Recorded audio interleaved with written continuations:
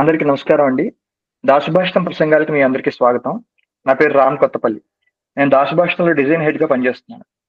సమాజ సమగ్ర శ్రేయస్సులో భాగంగా దాశభాషితం ప్రతి నెలా శ్రవణ పుస్తకాలు విడుదల చేయడం, ఒరిజినల్ కాంటెంట్ సృష్టించడమే కాకుండా, ప్రతి నెలా మొదటి శనివారం వివిధ రంగాల్లో నిష్ణాతులైనటువంటి ప్రముఖుల్ని ఆహ్వానించి, ఆయా రంగాల్లో వారి కృషిని, జ్ఞానాన్ని, అనుభవాన్ని పంచుకోవడానికి ప్రత్యేక ప్రసంగాన్ని నిర్వహించడం ఆనవాయితీగా వస్తుంది. మరి ఈ నెల మన అతిథి ప్రముఖ ఎడ్యుకేషనల్ కన్సల్టెంట్ ఎస్. దేవిప్రసాద్ గారు. 2007లో బీటెక్ పూర్తి చేసిన దేవిప్రసాద్ గారు 2007 నుంచి 2008 వరకు ఇంజినీరింగ్ విద్యార్థులకి ట్యూషన్స్ నిర్వహించారు.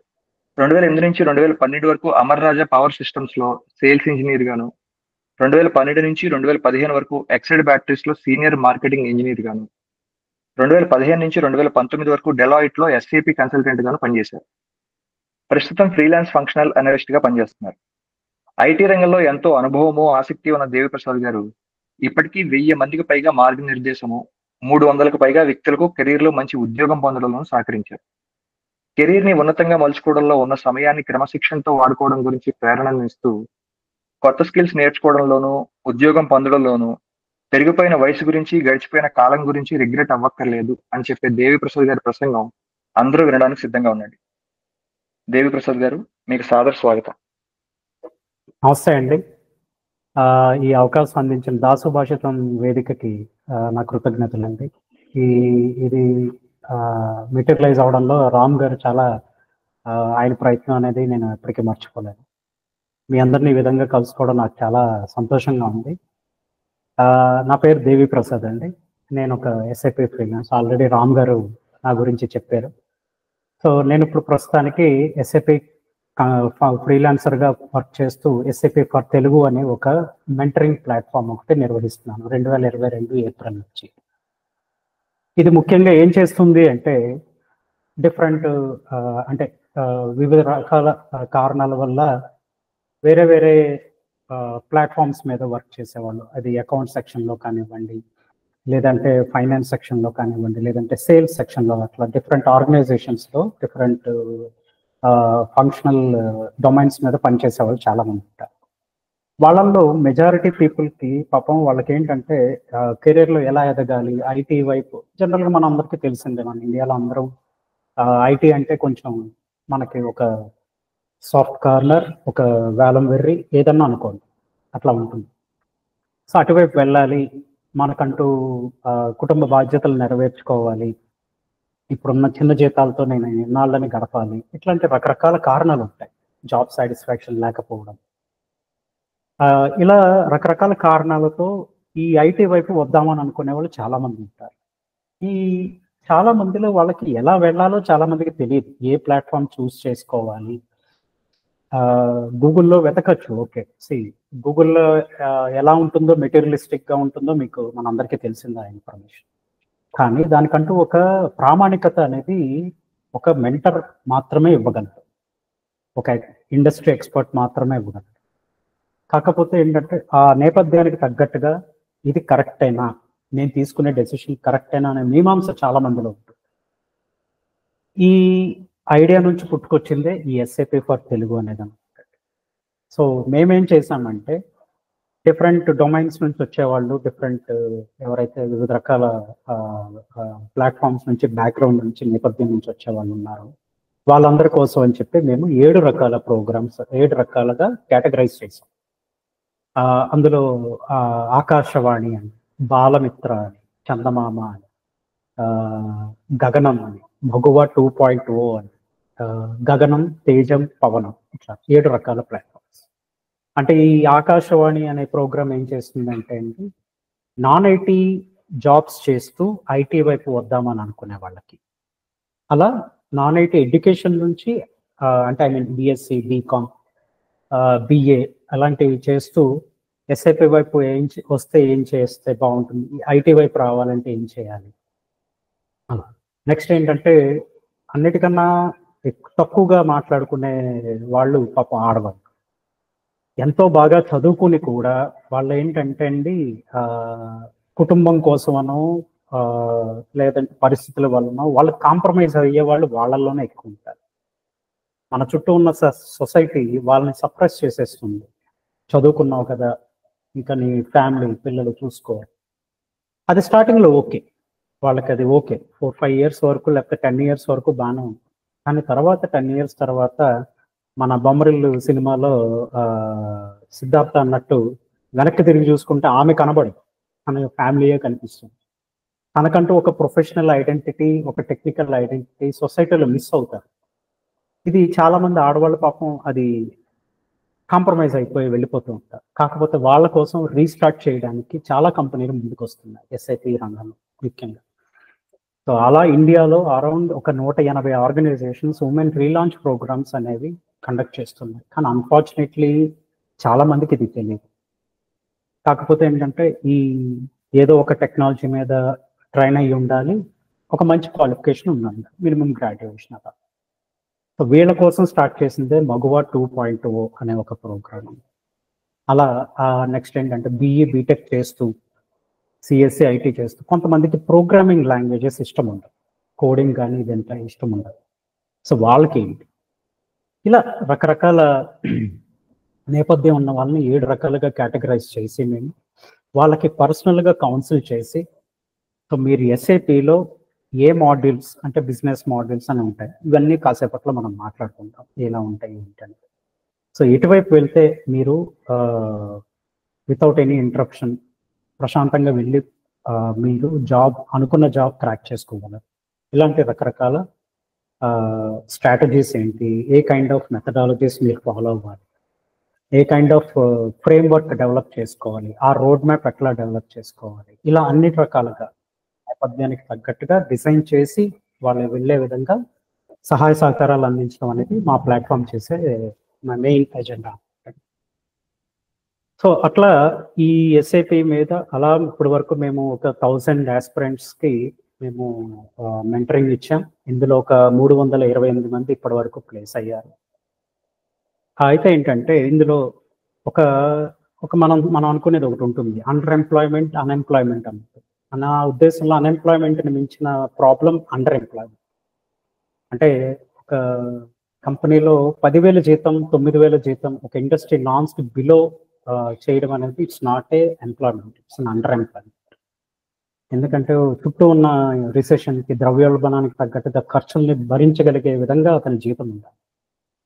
సో ఇట్లాగా కొన్ని విషయాలు ఈ జీతం అనేది ఎంత కేర్ఫుల్గా తీసుకోవాల్సిన ఏంటంటే నేర్చుకున్న కోర్స్ అనేది మాత్రమే కాకుండా అది మనం ఎలివేట్ చేయగలగాలి ఇంటర్వ్యూ ప్యానల్లో కూర్చున్నప్పుడు, ఇంటర్వ్యూ మెంబర్ ఇలాంటి వరకు కూడా. సో అక్కడ ఎస్టాబ్లిష్ అయ్యేంత వరకు ఒక సోదరునిగా ఒక ఫ్రెండ్గా మేము ఆ క్యాండిడేట్ వెనకాల అండగా ఉంటాం అనమాట. దిస్ ఈజ్ ఆల్ అబౌట్ ఈ ఎస్ఐపి ఫర్ తెలుగు మెయిన్. ఆ తర్వాత ఎస్ఐపి ఫర్ తెలుగులో మేము ఏంటంటే ఎస్ఐపి అనేది ఒక బిజినెస్ సాఫ్ట్వేర్. ఈ ఎస్ఐపి మాత్రమే కాకుండా వేరే అదర్ 2 ERPs ఉంటాయి, leading ERP software Microsoft dynamics అని, ఆర్కిల్ సాఫ్ట్వేర్ అని ఇట్లా. సో మేజర్గా ఎస్ఐపి వాడు ఎక్కువగా కాంట్రిబ్యూట్ చేసేది బిజినెస్ ఎంటర్ప్రైజ్ సాఫ్ట్వేర్ మార్క్ సెగ్మెంట్లో వాడిదే కాబట్టి మేము ఎస్ఐపి మీద ఎక్కువ ఫోకస్ చేస్తాం. సో ఎస్ఐపి అనేది ఎలా ఉంటుందంటే అండి, ఒక ఆర్గనైజేషన్లో ఎన్ని డిపార్ట్మెంట్స్ అయితే ఉంటాయో ఆ డిపార్ట్మెంట్స్లో ఉన్న రోల్స్ అండ్ రెస్పాన్సిబిలిటీస్, ప్రొఫెషనల్ ఏదైతే ఉంటాయో ప్రొఫెషనల్ ఆబ్జెక్టివ్స్, వాటిని అరైవ్ అవ్వడంలో ఈ ఎస్ఐపి అనేది చాలా హెల్ప్ చేస్తుంది. దానివల్ల ఏమవుతుందంటే ఆ ఆర్గనైజేషన్ డెసిషన్ మేకర్స్ ఉంటారు, అంటే చైర్మన్, వైస్ ప్రెసిడెంట్ లాంటి వాళ్ళకి ఒక ఫ్రూట్ఫుల్ డేటా ఈ సిస్టమ్ అందివ్వగలగాలి. బై దట్ ఏంటంటే వాళ్ళు ఒక wise decision to improve their organisation, వాళ్ళ సంస్థ ఇంకా ఏటిలో మనం మెరుగవ్వాలి అనే విషయాల మీద వాళ్ళు ఒక చర్చించి ఒక డెసిషన్ తీసుకోవడానికి ఇది బాగా హెల్ప్ అవుతుంది.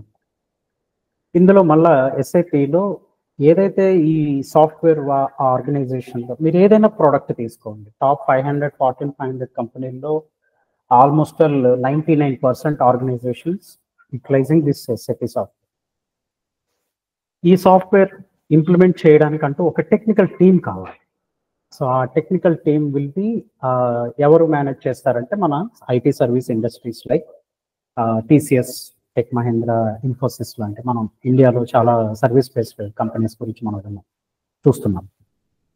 ఈ కంపెనీల్లో వాళ్ళు ఎస్ఐపి అనే దాన్ని అక్కడ ఆ ఆర్గనైజేషన్లో ఇంప్లిమెంట్ చేస్తారు. మీరు ఏదైనా తీసుకోండి, మీ ప్రోడక్ట్ కానీ, మీరు వాడుతున్న వెహికల్ కానివ్వండి, మీరు వాడుతున్న ఫోన్ కానివ్వండి, ఖచ్చితంగా ఆ ఆర్గనైజేషన్లో అబౌవ్ 1000 crores టర్న్ ఓవర్ ఉన్న కంపెనీ అయితే గనక ఖచ్చితంగా అందులో ఎస్ఐపి ఉంటుంది. సో ఈ ఎస్ఐపి ఇంప్లిమెంట్ చేయడానికంటూ ఒక ప్రాసెస్ ఉంటుంది, ప్రోటోకాల్ ఉంటుంది. దానికి ఏం చేయాలనేది ఒక టెక్నికల్గా ఈ స్కేల్ అప్ అంతా కూడా ఈ ఐఐటి ఆర్గనైజేషన్స్ చేస్తాయి. సో ఈ ఎస్ఐపిలో టెక్నికల్ అని, ఫంక్షనల్ అని ఇలా కన్సల్టెంట్స్ ఉంటారు. ఈ టీం మొత్తం handle by subject matter experts అనే వాళ్ళు ఉంటారనమాట. ప్రతి ఎస్ఐపి ప్రాజెక్ట్ కూడా, ప్రతి కంపెనీకి కూడా. సో మొత్తం అంతా వీళ్ళు చూసుకుంటారు. కాకపోతే ఒక ఎస్ఐపి కన్సల్టెంట్గా మీరు ఏదన్నా ఒక జర్నీ స్టార్ట్ చేయాలి అని అంటే గనక ఈ వివరాలన్నీ తెలుసుకోవడం అనేది చాలా ఇంపార్టెంట్. ఎందుకంటే చాలా మంది చేసే మిస్టేక్ ఏంటంటే, మీకు తెలిసిందే అమీర్పేట్ ఇన్స్టిట్యూట్స్ ఏం చేస్తాయంటే, వచ్చే రామ్ నీ కోసం ఈ కోర్స్ పుట్టింది అన్నట్టు మాట్లాడతారు. So you made for each other, నువ్వు చేసేసే 3 నెలల్లో 4 నెలల్లో నీకు ఉద్యోగం వచ్చేస్తుంది, నువ్వు హ్యాపీగా లైఫ్లో సెటిల్ అయిపోతావు అనేటప్పటికీ మనకు అరచేతిలో స్వర్గం కనిపించేటప్పటికి మనకి హ్యూమన్ టెండెన్సీ మనకి ఏంటంటే అన్ని ఈజీగా వచ్చేస్తే చాలా హాయిగా ఉంటుంది. కష్టపడాలని మనం ఫస్టే కష్టాన్ని పరిచయం చేస్తే వాడు భయపడి పారిపోతాడని వాడి గురించి మాట్లాడరు. ఎందుకంటే ఎవరి బిజినెస్ మోడల్ వాళ్ళ. కాకపోతే ఏ పనైనా సరే కష్టం అనేది లేకుండా ఉండదు. ఆఖరికి మనం బస్తాలు ఎత్తే పనైనా సరే, ఆఖరికి కూలి పనైనా సరే కష్టం అనేది ఉంటుంది ఖచ్చితంగా. అలాగే ఎస్ఐపి కన్సల్టెంట్గా మనం ఈ 6 నెలల పాటు కష్టాన్ని మనం ఎలాగ దాన్ని స్ట్రాటజిక్గా నేర్చుకోవాలి, కష్టపడి ఎలా నేర్చుకోవాలి. ఇప్పుడు ఇవాళ రోజు కష్టపడి నేర్చుకుంటున్నాను నేనంటే ఎవరు పిలిచి ఉద్యోగం ఇవ్వరండి. సో నేను ఎందుకు నేర్చుకున్నాను? So this is emotional selling అంట. అంటే మనం కూర్చున్నప్పుడు మనం ఒక అందమైన ప్రయాణంలో చెప్పగలగాలి. మన అందరికీ అదే ఇష్టం కదా. ఒక తెలుగు సినిమాని మనం ఎంతో బ్యూటిఫుల్ మెసేజ్ ఉంటుంది, స్క్రీన్ ప్లే సరిగ్గా లేకపోతే ఏంటి ఇలా తీసేయడం అంట. సో కాకపోతే అదే కొన్ని సినిమాలు స్టోరీ చాలా రొటీన్ స్టోరీ, కానీ స్క్రీన్ ప్లేతో మనల్ని మెస్మరైజ్ చేసేస్తారు, ఒక మ్యాజిక్ క్రియేట్ అవుతుంది. సో ఆల్ ఇన్ ప్రజెంటేషన్, మీరు ఎంత బాగా ప్రజెంట్ చేయగలుగుతున్నారు, మీ స్కిల్ సెట్ అనేది మోస్ట్ ఇంపార్టెంట్. సో దానికి ఏం కావాలి? ఫస్ట్ ఏంటంటే క్లారిటీ, మోస్ట్ ఇంపార్టెంట్ క్లారిటీ. అసలు నేను ఎందుకు ఈ కోర్స్ నేర్చుకుంటున్నాను, ఈ కోర్స్ నేర్చుకోవడం వల్ల నాకు ఉపయోగం ఏంటి, ఇంకో 10 to 15, 20 yearsలో నా కెరీర్ ఎంత ఉండబోతుంది, నా శాలరీ ఎంత ఉండబోతుంది, అసలు ఇది ఎందుకు ఇది వాడతారు, ఆ పర్పస్ ఏంటి, ఆ క్యూరియాసిటీ డెవలప్ అవ్వాలంటే ఫస్ట్ మనలో క్లారిటీ క్రియేట్ అవ్వాలి. మనకంటూ ఒక క్లారిటీ ఉండాలి. ఆ సబ్జెక్ట్ మీద ఒక క్లారిటీ ఉన్నప్పుడు ఏమవుతుందంటే అండి, మన కెరీర్ మీద ఒక క్లారిటీ, ఆ సబ్జెక్ట్ మీద ఒక క్లారిటీ ఇవ్వగలిగితే ఆల్మోస్ట్ ఇందులో 50% ఆఫ్ అన్ఎంప్లాయ్మెంట్ ఇష్యూస్ పోతాయి. సో ఎందుకంటే ఇప్పుడు రామ్ నేర్చుకుంటున్నాడనో, లేకపోతే మీనా గాయత్రి గారు నేర్చుకుంటున్నారనో బయలుదేరతాను నేను వెళ్ళి కోర్స్ నేర్చుకోవడానికి. ఒక 2 నెలల పాటు బాగానే ఉంటుంది, అంత ఆరంభ స్వరూపం మంచి ఇదిగా ఉంటుంది, బాహుబలి సినిమా చూసినట్టుగా ఉంటుంది, అంతా అయిపోతుంది. అయిపోయిన తర్వాత మనం చూసేటప్పటికి ఏమవుతుంది, 2 నెలల తర్వాత టి రాజేందర్ గారి మేము రాజేందర్ గారి మేము ఉంటుంది, ఇలా ఇలా ఇలా అంటే చూస్తూ ఉంటాం, మనం అలా చూస్తూ ఉంటాం, అంతే అయిపోతుంది. ఇంకా 2 నెలలు అయిపోతుంది, ఎలాగెంత దూరం వచ్చాం కదా, 2 months అయింది కదా, కంప్లీట్ చేసి మనకి ఇష్టం కదా, JN2 పేపర్ లాగా పేపర్ అంతా ఫిల్ చేసేయాలి, లేదంటే మనకు మార్కులు పడవు. అలాగే మన కోర్స్ స్టార్ట్ చేసాం కాబట్టి కోర్స్ కంప్లీట్ చేసేయాలి. కోర్స్ కంప్లీట్ చేయకపోతే ఇంట్లో మా నాన్న తిడతాడు, లేకపోతే మా అమ్మ కొడతాడు, ఇలా చాలా ఉంటాయి. ఆ తర్వాత రిగ్రెట్ అవుతూ ఉంటాం, ఉద్యోగం రాదు, ఎందుకు రాదో తెలియదు. సో అలా వెళ్ళే కొద్దీ రిగ్రెట్ అవ్వడం అనేది పెరిగిపోయి మన మీద మనకే ఒక రకమైన జాలి, జుగుప్స ఇలా చాలా స్టార్ట్ అవుతుంది. సో ఏదో పని అన్నట్టుగా ఏదొస్తే అది డెలివరీ, అంటే ఇది నేను వేరే డెలివరీ బాయ్ అనే పని తక్కువ అని నా ఉద్దేశం కాదు, ఇదే చెప్తున్నాను ఇక్కడ. అండర్ ఎంప్లాయ్మెంట్ అంటే నీ అర్హతకి తగ్గి, నీ అర్హతకి ఏదండి. ఎందుకంటే ఒక డెలివరీ బాయ్ జాబ్ అనేది ఎవరైనా చేయొచ్చు, డ్రైవింగ్ వచ్చిన వాళ్ళు ఎవరైనా చేయొచ్చు. ఎందుకంటే డెలివరీ బాయ్ జాబ్ యాక్చువల్లీ ఇక్కడ ఇంకో విషయం కూడా చెప్తాను. నేను ఒకానొక టైంలో 8 నెలల పాటు క్యాబ్ డ్రైవర్గా వెళ్ళిపోయాను. ఎందుకంటే రిసెషన్ టైంలో నాకు 2020 టైంలో నా బిజినెస్ వెంట హ్యూజ్ లాస్. కానీ నేను వెళ్ళి ఉద్యోగం జాయిన్ అవ్వలేను. నా ఎస్ఐపి మెటీరియల్ పెట్టుకున్నాను, ట్యాబ్ పెట్టుకున్నాను, ల్యాప్టాప్ పెట్టుకున్నాను. మా ఫ్రెండ్ కారు తీసుకుని, నాకు కారు కూడా లేదు. వాడి కారు తీసుకుని రోజు ఇంకా నాకు ఇదే పని, రైడ్ వచ్చేదాకా చదువుకుంటా ఉండడం, ప్రాక్టీస్ చేసుకుంటాడు, రైడ్ రాగానే వెళ్ళి కస్టమర్ని దింపేసి రావడం. ఎందుకంటే ఇక్కడ నాకు టైం దొరికింది నన్ను నేను అప్స్కిల్ చేసుకోవడానికి. నేను ఉద్యోగానికి వెళ్తే నాకు ఏదైతే నా గోల్, నా డ్రీమ్ అని అనుకుంటున్నానో అది నేను అచీవ్ అవ్వలేనని నాకు అనిపించింది. అందుకని అలా 8 నెలల పాటు అలా అయిపోయాను. మళ్ళా ఫ్రీలాన్సర్గా నా పాత కాంట్రాక్టర్ ఎవరైతే ఉన్నారో అతను మళ్ళా వచ్చి దేవి కమాన్ స్టార్ట్ చేద్దాం, రెన్యూవల్ చేసుకుందాం కాంట్రాక్ట్. అక్కడ నుంచి కొంచెం మళ్ళీ రీస్టార్ట్ చేసాం కెరీర్, బౌన్స్ బ్యాక్ అవుతూ వస్తూ ఉన్నాం. సో ఇక్కడ మనం ఎక్కడ ఆగాం? Sorry, clarity. ఆ క్లారిటీ ఫస్ట్ తెచ్చుకోవాలండి. ఆ క్లారిటీ ఎవరు ఇవ్వగలరు? ఒక 10-15 మందితో, ఇండస్ట్రీ ఎక్స్పర్ట్స్తో మాట్లాడుతున్నప్పుడు కానీ, కొంచెం ఇన్ఫర్మేషన్ గూగుల్లో సెర్చ్ చేసినప్పుడు కానీ రాగలరు. కాకపోతే ఆ క్లారిటీకి ఒక ఆథెంటికేషన్ ఎలా ఉంటుంది ఏంటనేది మెంటర్స్ మాత్రమే చేయరు. ఓకే. అండ్ సెకండ్ పాయింట్, ఏదైతే క్లారిటీ తెచ్చుకుంటామో ఆ తర్వాత దాన్ని బేస్ చేసుకుని ఎస్ఏపి గురించి తెలుసుకోవాలి. ఎస్ఏపి అంటే ఏంటి? ఒక బిజినెస్ సాఫ్ట్వేర్. అది ఎలా హెల్ప్ అవుతుంది ఒక ఆర్గనైజేషన్? చాలా మందికి ఎందుకు హెల్ప్ అవుతుంది? ఆ హెల్ప్ అవడంలో ఆ ఆర్గనైజేషన్కి వచ్చే బెనిఫిట్ ఏంటి? ఇట్లాంటి వాటి మీద ఐడియా ఉంది. ఆ తర్వాత దానికి సంబంధించి ఏ మోడల్ అయితే ఎంచుకుంటున్నామో ఆ మోడల్ మీద మనకు ఒక చిన్న అవగాహన ఉండాలి. ఆ అవగాహన ఉన్న తర్వాత, తెచ్చుకున్న తర్వాత దానికి సంబంధించిన టెక్నికల్ ట్రైనింగ్ ఒక మంచి ట్రైనర్ దగ్గర తీసుకోవాలి.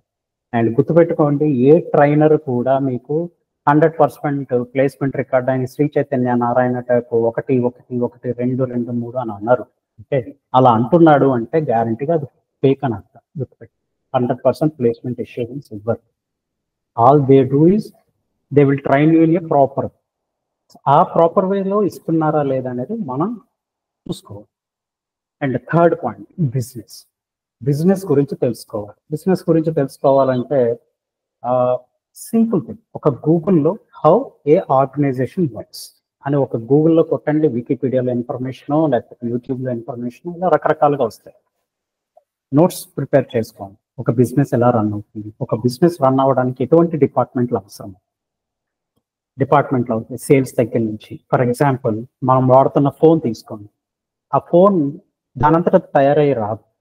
సో దాంట్లో ఉండే కాంపోనెంట్స్ ఏంటి, కస్టమర్స్ ఇప్పుడున్న ట్రెండ్కి తగ్గట్టుగా ఎటువంటి ఫీచర్స్ ఇష్టపడుతున్నారు, ఆ ఫీచర్స్ ఇష్టపడుతున్న తగ్గట్టుగా మనం టెక్నికల్గా ఎలా దీన్ని స్కేలప్ చేసి మనం కస్టమర్కి ఒక మంచి ఫోన్ని అందివ్వగలం అనే దాని మీద ఒక పెద్ద యుద్ధమే జరుగుతుంది. R&D, research and development and design. దానికి సంబంధించి R&D విభాగం వాళ్ళు ఏం చేస్తారంటే, ఈ ఫోన్ ఇలా ఉండాలి అని తయారు చేసి దానికి రా మెటీరియల్ కాంపోనెంట్స్ అని, బిల్ ఆఫ్ మెటీరియల్ అని ఇవన్నీ తయారు చేసి ఆ రికమెండేషన్ తీసుకెళ్లి production department and as well as purchase department వాళ్ళకి హ్యాండ్ ఓవర్ చేస్తారు.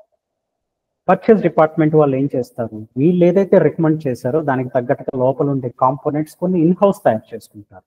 చాలా ఫోన్స్ తయారు చేసే కంపెనీలు, ఆ ఇన్హౌస్ తయారు చేసుకునే కంపెనీలు ఏంటంటే కొన్ని వాళ్ళు కొనుక్కుంటారు, తయారు చేసుకుంటారు, కొన్ని బయట నుంచి కొంటారు. ఫర్ ఎగ్జాంపుల్ లెన్స్ తీసుకోండి, కెమెరా లెన్స్, కార్ల్ జీస్ అని, సోనీ అని, ఇలా డిఫరెంట్ కంపెనీస్ ఉంటాయి. ఆ కార్ల్ జీస్ కంపెనీ దాన్ని ఆ క్వాలిటీ ఎవరు కాంప్రమైజ్ అవ్వలేదు. సో అందుకని ఖచ్చితంగా ఫ్లాగ్షిప్ ఫోన్స్ ఏదైతే ఉంటాయో, అల్ట్రా ప్రీమియం ఫోన్స్, వాటిలో కార్ల్ జీసే వాడతారు. సో అందుకని ఖచ్చితంగా వాళ్ళు బయట నుంచి కొనుక్కుంటారు. ఇలా బయట నుంచి కొనాల్సినవి బయట నుంచి కొనుక్కోవడం, ఇన్హౌస్ తయారు చేసుకోవడం చేసిన తర్వాత ఈ ఏదైతే మెటీరియల్ ఉందో వీటిని తీసుకెళ్ళి ప్రొడక్షన్ డిపార్ట్మెంట్ వాళ్ళకి హ్యాండ్ అవుట్ చేస్తారు. సో ప్రొడక్షన్ డిపార్ట్మెంట్ వాళ్ళు as per engineering recommended drawings, అంటే R&D డిపార్ట్మెంట్ వాళ్ళు ఏదైతే డ్రాయింగ్స్ డిజైన్ చేసి ఇచ్చారో ఆ డ్రాయింగ్స్ ఇచ్చిన దాన్ని బేస్ చేసుకుని వీళ్ళు ప్రొడక్షన్ చేయడం, తయారు చేయడం మొదలు పెడతారు. కొన్ని రోజులకి అది తయారవుతాయి ఫోన్స్. సో అన్ని ఫోన్స్ సరిగ్గా పనిచేస్తున్నాయో లేదో తెలియాలి. దానికి క్వాలిటీ అష్యూరెన్స్ అంటే టెస్టింగ్ డిపార్ట్మెంట్ కావాలి. ప్రాపర్గా వర్క్ చేసి వాడు ఓకే అని చెప్పి క్వాలిటీ టెస్టెడ్. సో ఈ టెస్టింగ్ డిపార్ట్మెంట్ వాళ్ళు ఎప్పుడైతే ఓకే అని కన్ఫర్మ్ చేశారో దాన్ని అప్పుడు మార్కెట్కి పరిచయం చేయాలి. అక్కడ మనకి సేల్స్ అండ్ మార్కెటింగ్ డిపార్ట్మెంట్ వాళ్ళు కావాలి. Branding, advertisement, promotional activities. ఇది కూడా అయిపోయిన తర్వాత కస్టమర్కి రీచ్ అవ్వాలి. అంటే ఎండ్ కస్టమర్, అంటే మనమందరం ఫోన్లు వాడే వాళ్ళం అందరం ఎండ్ కస్టమర్లు అంటారు. కానీ కంపెనీస్కి కస్టమర్ వేరే ఉంటుంది. అంటే మనం రిటైల్ స్టోర్స్లో కొంటా ఉంటాం, ఇదర్ ఆన్లైన్ ఆర్ ఆఫ్లైన్. పైన డీలర్ అండ్ డిస్ట్రిబ్యూటర్ అని ఉంటారు. సో ఆ పైన స్టాకిస్ట్ అని ఉంటారు. ఆ స్టాకిస్ట్ అనేవాడే మెజారిటీ ఈ ఫోన్స్ తయారు చేసే కంపెనీలందరికీ కూడా ఫస్ట్ కస్టమర్. సో ఆ కస్టమర్కి డెలివరీ చేయాలి, దానికి లాజిస్టిక్స్ డిపార్ట్మెంట్ కావాలి, సో ట్రాన్స్పోర్టేషన్ డిపార్ట్మెంట్ కావాలి. సో ఆ తర్వాత ఈ కంపెనీలో ఈ డిపార్ట్మెంట్స్ అన్నిటిలోనే పనిచేస్తున్నప్పుడు పనిచేస్తున్న ఎంప్లాయీస్ని ఒక స్ట్రీమ్ లైన్, ఒక పద్ధతిగా వాళ్ళు అంటూ ఫాలో అయ్యేలాగా ప్రొఫెషనల్ ఎటికెట్స్ డిజైన్ చేయాలి. అంటే వాళ్ళు దారి తప్పకుండా సరిగ్గా పనిచేసేలా చేయడానికి, వాళ్ళకి జీతభత్యాలు చూసుకోవడానికి ఒక చిన్న మెకానిజంతో కలిపి డిపార్ట్మెంట్ కావాలి. It is HR department. తర్వాత ఈచ్ అండ్ ఎవ్రీ డిపార్ట్మెంట్కి ఎంత ఖర్చు అవుతుంది, మనం ఒక ప్రోడక్ట్ తయారు చేయడానికి ఎంత అవుతుంది, అమ్మిన తర్వాత ప్రాఫిట్ ఎంత వస్తుంది, లోకల్ ట్యాక్సేషన్స్, ఇవన్నీ కూడా క్యాలిక్యులేట్ చేసుకోవడానికి అంటూ కూడా ఒక డిపార్ట్మెంట్ కావాలి, దట్ ఈస్ ఫైనాన్స్. ఇదన్నమాట అండి. అంటే ఒక బిజినెస్ గురించి తెలుసుకోవడం అంటే ఇది జస్ట్ ఒక 5-10 నిమిషాల్లో నేను ఇప్పుడు ఎలా చెప్పానో అలా చెప్పేసేయచ్చు చాలా మంది. ఒక కంపెనీలో ఇన్ని డిఫరెంట్ ఫంక్షనాలిటీస్ ఉన్న డిపార్ట్మెంట్స్ ఉంటాయి అనే ఒక మినిమం అవగాహన ఇవ్వాలి. చాలా మంది ఇన్స్టిట్యూట్ వాళ్ళు ఇవ్వరు. యాక్చువల్గా ఏంటంటే వాడికి ఆ టైం ఉండదు. ఎందుకంటే ఈ క్యాండిడేట్ని తోసేసి నేను ఎన్రోల్ చేసుకుంటే ఇంకో క్యాండిడేట్. ఎందుకంటే మనకు చాలా ఇష్టం టార్గెట్ల మీద పనిచేయడం, ఎందుకంటే ఆ ప్రెషరే ఎక్కువ ఉంటుంది. వీ లవ్ నెంబర్స్ కదా. సో అంతేగాని మనం ఆ స్టూడెంట్ ఎంపవర్మెంట్ వాడికి అంటే ఎవరి పని వాళ్ళది అనుకో, నేను ఎవరిని తప్పు పట్టట్లేదు ఇన్స్టిట్యూట్ వాళ్ళని ఏం కాదు. కాకపోతే ఏంటంటే ఒక క్యాండిడేట్ని మనం ఒక ప్రొడక్టివ్ అండ్ ఇండస్ట్రీ రెడీ ప్రొఫెషనల్గా తయారు చేయాలంటే it should come from roots. ఇప్పుడు మన స్కూల్కి వెళ్ళే పిల్లాడు ఉంటాడు. ఇప్పుడు మనందరం ఐఐటి దాని గురించి వాటి గురించి మాట్లాడేసుకుంటూ ఉంటాం. చాలా 2 ఫాదర్స్ ఉంటారు. మొన్న ఒక ఆయన ఎవరో చెప్తున్నారు, మా అబ్బాయిని, మీ అమ్మాయి ఇప్పుడు 6th క్లాస్ అంట కదా, ఐఐటి గురించి ఫోకస్ చేయండి అన్నారు. నాకు అర్థం కాదు.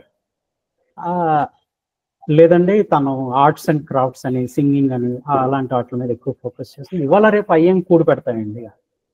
అంటే కూడి పెట్టడం గురించి కాదులేండి, తనకంటూ ఏదో ఒక లోకాన్ని క్రియేట్ చేసుకుంది. ఏంటంటే తనకంటూ మా అమ్మాయికి ఒక క్లారిటీ ఏంటంటే తను ఒక మ్యూజిక్ బ్యాండ్ స్టార్ట్ చేయాలి.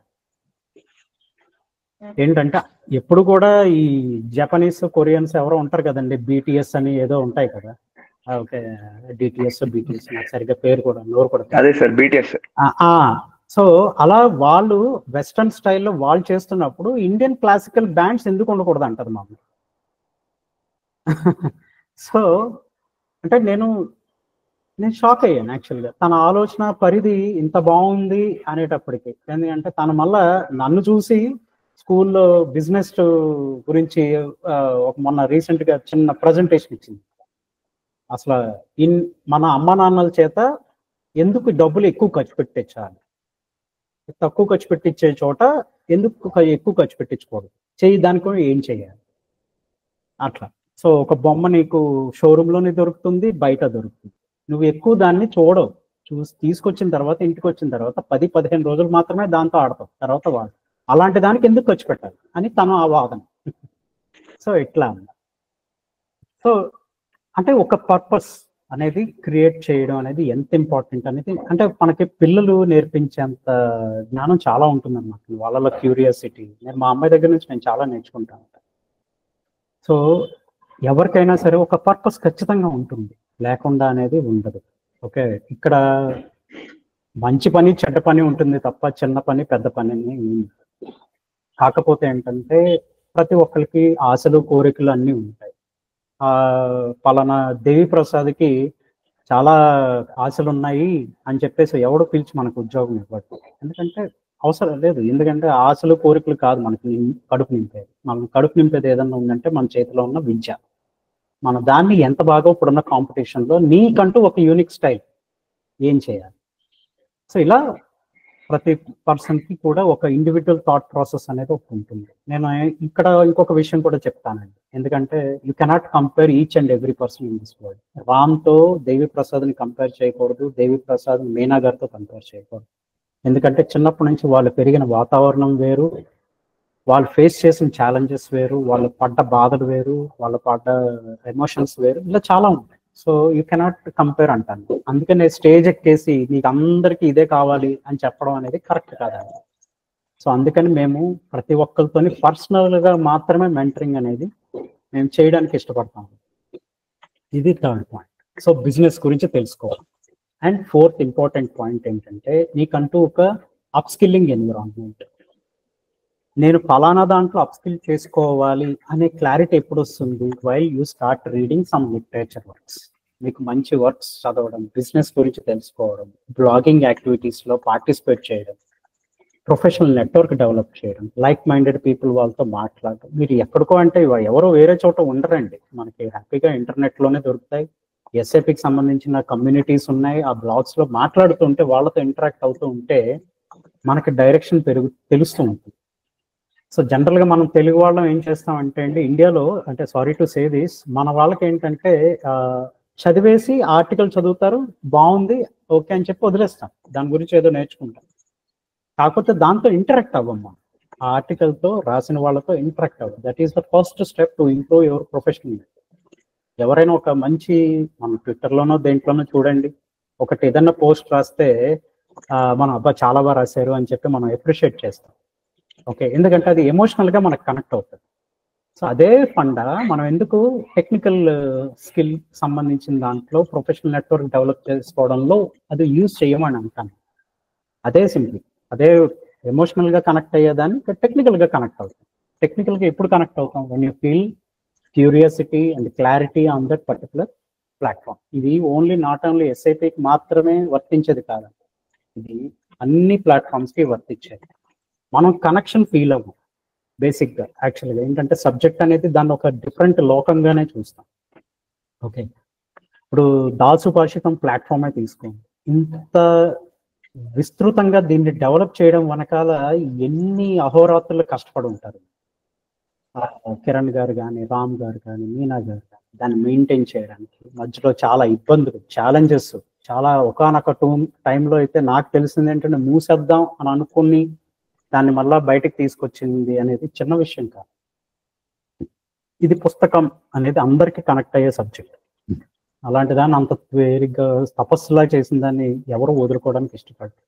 అలాగే మనం ఏ సబ్జెక్ట్ నేర్చుకున్నా సరే ఎప్పుడైతే ఒక తపస్సులాగా కనెక్షన్ అనేది ఫీల్ అయ్యామనుకోండి, బేసిక్గా మనం జాబ్కి మాత్రమే పరిమితం అవ్వం. ఎందుకంటే నేను జాబ్ అనే దాన్ని నేను పెద్ద పట్టించుకోను. యాక్చువల్గా కెరీర్ ఈజ్ మోర్ ఇంపార్టెంట్. మన బాలయ్య బాబు చెప్పినట్టు job and career both are not same అంటారు. సో నేను చెప్పేది ఏంటంటే కెరీర్ అనేది ఇట్ కెన్ బి ఎనీథింగ్. ఇక్కడ ఒక ఎగ్జాంపుల్ చెప్తాను. నా కొలీగ్ ఒక ఆయన ఫ్రీలాన్సర్గా పనిచేస్తారు. నేను యాక్చువల్గా 8 మంది క్లయింట్స్ ఉంటారు. ఈ 8 మంది క్లయింట్స్లో 3 క్లయింట్లు ఆయన నా కోసం వదిలేసుకున్నారు. ఆయన పేరు రంజిత్. సో ఆయన 47 ఏళ్ల వయసులో ఎస్ఏపీ నేర్చుకుంటారు. ఒక బిఎస్ఎన్ఎల్లో జూనియర్ టెలికామ్ ఆఫీసర్గా చేసి 47 ఏళ్ల వయసులో ఎస్ఏపీ నేర్చుకుని అప్పటికే ఫ్రెండ్స్ అందరూ బాగా సెటిల్ అయ్యారు. ఒక చోట ఏదో చిన్న కంపెనీలో 3 సంవత్సరాలు పనిచేశారు ఎస్ఏపీ కన్సల్టెంట్గా. మళ్ళీ బయటకు వచ్చి ఫ్రీలాన్సర్గా కెరీర్ స్టార్ట్ చేశారు. అంటే 50 ఏళ్ల వయసులో ఫ్రీలాన్సర్గా స్టార్ట్ చేశారు. నౌ హీఈస్ 62, 12 సంవత్సరాలుగా పనిచేస్తుంది.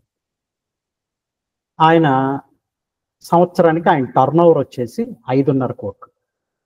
అంటే ఇది డబ్బులతోనేనా అని మీరు అనుకోవచ్చు.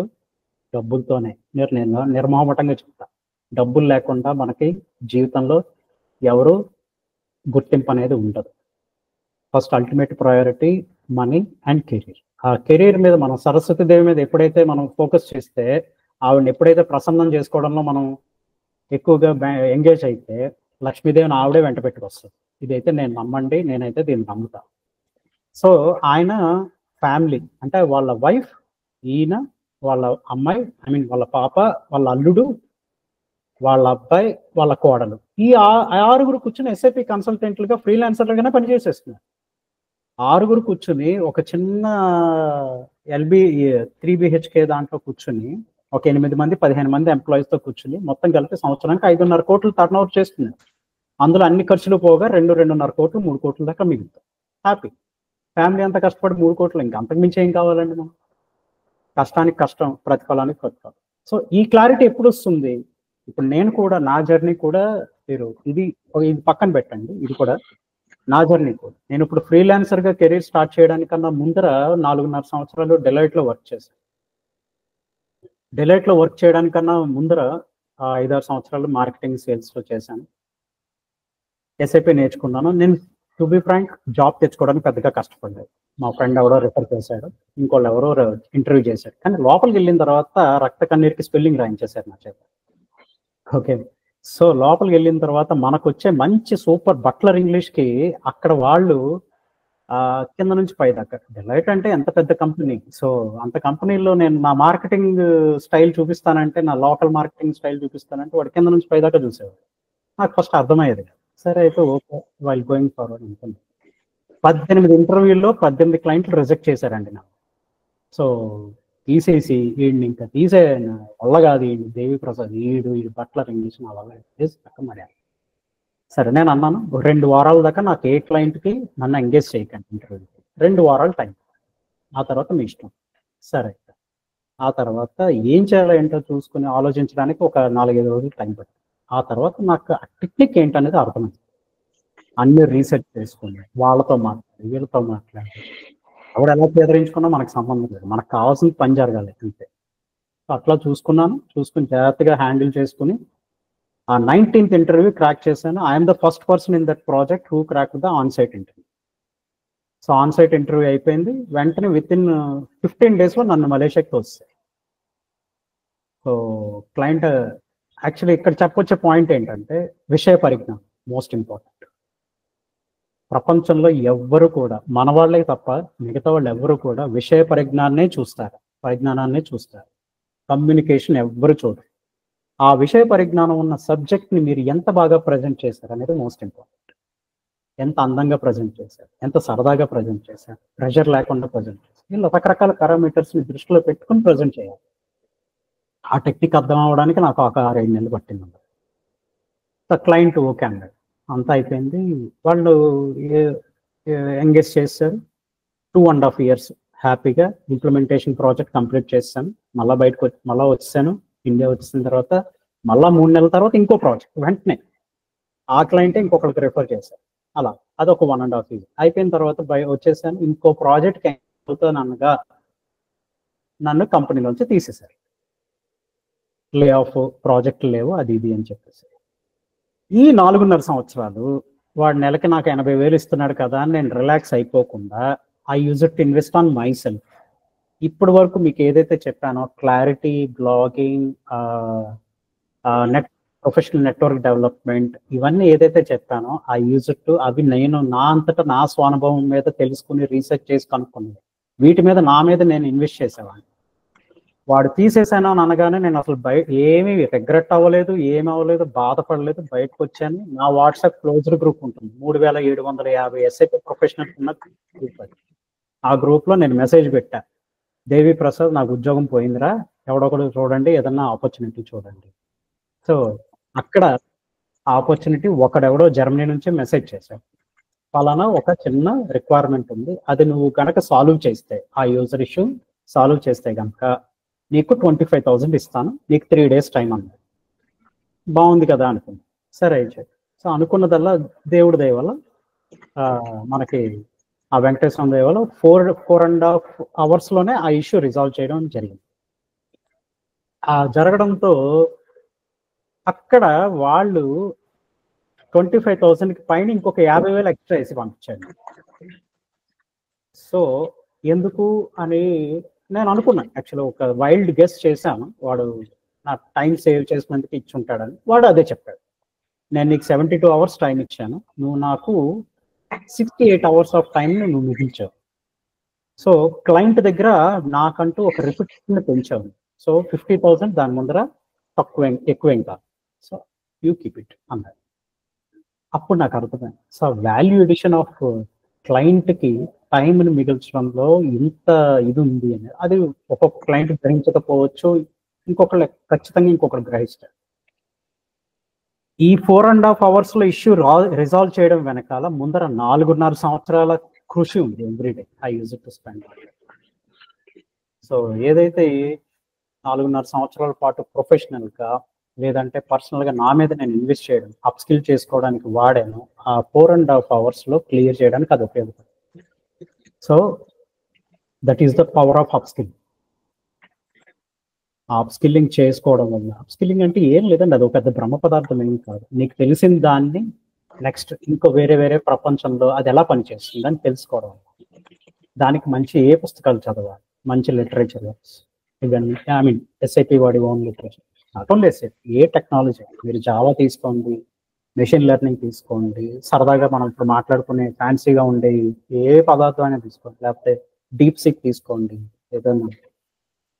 సో దాన్ని ఎంత బాగా అప్స్కిల్ చేసుకోగలుగుతున్నాం అనేది మోస్ట్ ఇంపార్టెంట్. అది కూడా మీ జాగ్రత్తగా చూసుకోవాలి. And last and final important point ఏంటంటే, ఇందాక ఏదైతే నేను ప్రజెంటేషన్ ఎబిలిటీ, ఆ ప్రజెంటేషన్ కమ్యూనికేషన్ కాదు, what I mean to say, మీరు ఎంత హాయిగా ప్రజెంట్ చేస్తున్నారు మీ గురించి, మీ టెక్నికాలిటీస్ చాలా ఇంపార్టెంట్. ఇవి చూసుకోగలిగితే కనుక ఎవ్వరూ మిమ్మల్ని ఆపరండి, సీరియస్గా చెప్తాను. ఇక్కడ మళ్ళా మీకు కొన్ని డౌట్లు వస్తా ఉంటాయి. ఏంటంటే రిసెషన్ ఉంది కదా, చాలా మంది జాబులు లేవంటున్నారు, ఇది అంటున్నారు, అది అంటున్నారు. జాబ్ మార్కెట్ ఉంటుంది, ఎస్పెషల్లీ ఎస్ఐపిలో. ఎస్ఐపి అనేది ఒక బిజినెస్ సాఫ్ట్వేర్. ప్రపంచంలో బిజినెస్ అనే పదం ఉన్నంత కాలం ఎస్ఐపి ఖచ్చితంగా ఉంటుంది. నేను 2015లో ఎస్ఐపి నేర్చుకోవడానికి ఒక 100 మందిని అడుగుంటాను. ఆ 100 మందిలో 95% మంది ఎస్ఐపి అయిపోయింది మామ, ఏం చేస్తావు ఇప్పుడు తీసుకుని, ఇప్పుడు ఈ ఏజ్లో కూర్చుని ఎస్ఐపి ఏం చేస్తావు, ఇలా అన్నవాళ్ళు. నాకెందుకో ఎస్ఐపి నా డెమోలు విన్నప్పుడు నాకు నచ్చింది. నేను I feel some how connection to with that subject. So అందుకని అదొక నమ్మకం పెట్టుకుని వెళ్ళడం మొదలుపెట్టాను. సో మీరు ఏది నేర్చుకున్నా కూడా ఆ మనసు పెట్టి ఆ డెడికేషన్తో మీరు నేర్చుకుంటే కనుక you will definitely go to the excellent position. ఆ తర్వాత ఎందుకంటే చాలా మంది ఉన్నారండి, ఇప్పుడు నేను ఇందాక చెప్పిన రంజిత్ కాదండి, లేకపోతే దేవి ప్రసాద్ లాంటి వాళ్ళని కాదు, ఇంకా కొంతమంది ఉన్నారు ఎస్ఐపిలో. మా సర్కిల్లో మేము చూస్తూ ఉంటాం కదా, ఎస్ఐపిలో కొన్ని మాడ్యూల్స్ మీద వారం మొత్తం మీద 20 నుంచి 40 గంటలు పనిచేస్తూనే సంవత్సరానికి ఒక 2 కోట్లు సంపాదిస్తున్నారు. న్యూయార్క్ స్టాక్ ఎక్స్చేంజ్లో డైనమిక్ ప్రైసింగ్ అనే ఒక కాన్సెప్ట్ ఉంది ఎస్ఐపిలో. వాడు ఏంటంటే రోజు మొత్తం మీద 4 అవర్సే కష్టపడతాడు అంతే. వీక్లో మొత్తం మీద ఒక 16 to 20, మ్యాక్సిమం 30 అవర్స్, అవసరం అయినప్పుడు 40, 50, 60 అవర్స్ కూడా కష్టపడతారు కాదంటే, కానీ మెజారిటీ. సో నేనేమంటున్నానంటే, ఇప్పుడు ప్రతిదీ ఇందాక నుంచి చెప్పేది, సరస్వతీదేవి నమ్ముకోండి అంతే, లక్ష్మీదేవి ఆటోమేటిక్గా వెనకాల వస్తారు. ఓకే అండి. సో ఇప్పుడు సార్ నాదొక ప్రశ్న సార్. ఇప్పుడు విద్యార్థులు కాలేజ్ నుంచి బయటకు రావడంతో లేదంటే అక్కడ ప్లేస్మెంట్స్ అవి కాలేజ్ లో జరుగుతూ ఉంటాయి రకరకాలుగా. చాలా మంది, అంటే నేను చిన్నప్పటి నుంచి చూస్తున్నాను, చాలా మంది ఒకడు ఫస్ట్ క్లాస్ లోనే నేను పైలట్ అవుతానన్నవాడు, సెకండ్ క్లాస్ లో పోలీస్ అవుతా అన్నవాడు, థర్డ్ క్లాస్ లో ప్రియారిటీస్ మారిపోతూ ఉంటాయి. చివరికి వాడు 10th క్లాస్ ఫినిష్ చేసి ఇంటర్మీడియట్ కి వచ్చి బీటెక్ ఫినిష్ చేసేదానికి ఏం చేయాలో తెలియదు. బయటకు చేస్తున్నాం అంటే ఇందాక మీరు అన్నట్టు కోర్స్ ఫినిష్ చేస్తున్నాం, అమ్మ తిడుతుంది నాన్న తిడతాడని ఫినిష్ చేస్తూ ఉంటారు. కానీ బయటకు వచ్చిన తర్వాత వాళ్ళకి చాలా వరకు ప్లేస్మెంట్ వస్తేనే దాని వెనకాల వెళ్తారు, కానీ లేదంటే చాలా క్లారిటీ ఉండదు. ఇలాంటి వాళ్ళకి అసలు స్టార్టింగ్ పాయింట్ నుంచి అంటే ఏం చేయాలి, ఎలా తెలుసుకోవాలన్న స్పష్టత ఎలా ఏర్పరచుకోవాలి, ఇప్పుడు కొంచెం చెప్పారు మీరు పాయింట్స్. మొదటి ఫస్ట్ పాయింట్ నుంచి వారు ఎలాంటి క్లారిటీ బిల్డ్ చేసుకుంటే బాగుంటుంది అనేది చెప్తారు సార్? చాలా ఎక్సలెంట్ క్వశ్చన్ అండి మీది, రామ్ గారు. ఇక్కడ ఏ స్టూడెంట్ అయినా సరే, చాలా మంది ఇప్పుడు BTech electronics and communication engineering తీసుకున్నవాడు కానివ్వండి, ఎలక్ట్రికల్ తీసుకున్నవాడు కానీ, మన కాలేజీలో ఏం చేస్తున్నాయంటే ప్లేస్మెంట్ ప్లేస్మెంట్ ప్లేస్మెంట్, ఈ ప్లేస్మెంట్ అనే ఎజెండాతోనే వాళ్ళని రుద్దేస్తున్నారు అన్నమాట. అంటే ఫస్ట్ ఇయర్లో కామన్గా ఉండే సబ్జెక్ట్స్ ఏముంటాయి, సి అండ్ డేటా స్ట్రక్చర్స్ అని, ఇట్లా కొన్ని కంప్యూటర్ కోర్సెస్ సబ్జెక్ట్స్ ఉంటాయి. అది వాడికి ఇంట్రెస్ట్ ఉన్నా లేకపోయినా వాడి మీద రుద్దేస్తారు. పోనీ అకాడమిక్స్లో లెక్చరర్ ఏమైనా సూపర్గా చెప్తారా అంటే డౌటే, ఎలా ఉన్నాయో మన కాలేజీలో తెలుసు. So that is our responsibility to take care of. మనం ఎక్కువ లైబ్రరీలో గడపడానికి ప్రయత్నించాలి. మనం కాలేజీలో జాయిన్ అవుతాం, అక్కడ క్లారిటీ ఉండదు సరిగ్గా ఏముంది. సో లైబ్రరీలో గడపడానికి కాదు. లైబ్రరీ లేదా, నీ దగ్గర ఒక అద్భుతమైన వెపన్ ఉంది, ఫోన్. సో కాలేజ్లో మొదటి రోజు నుంచే కూడా, అంటే ఫస్ట్ రోజు అనే కాదండి, ఫస్ట్ రోజు ఎలక్ట్రానిక్స్ అండ్ కమ్యూనికేషన్ ఇంజనీరింగ్ తీసుకున్న వాళ్ళకి నీకంటూ ఒక పర్పస్ ఉందిరా, నువ్వు ఎలక్ట్రానిక్స్ అండ్ కమ్యూనికేషన్ ఇంజనీరింగ్ తీసుకోవడం వెనకాల ఒక కారణం ఉంది. You are going to be semiconductor లేదంటే ఎలక్ట్రానిక్స్ ఇండస్ట్రీలో, లేదంటే డ్రోన్ టెక్నాలజీలోనో ఏదో ఒక అప్లికేషన్ సంబంధించి ఎంతమంది head of the departments address చేస్తూ పిల్లల్ని ఇన్స్పైర్ చేస్తున్నారండి? చేయట్లేదు చాలా మంది. నేనైతే ఆల్మోస్ట్ ఒక 10-15% కాలేజెస్ అంటారు.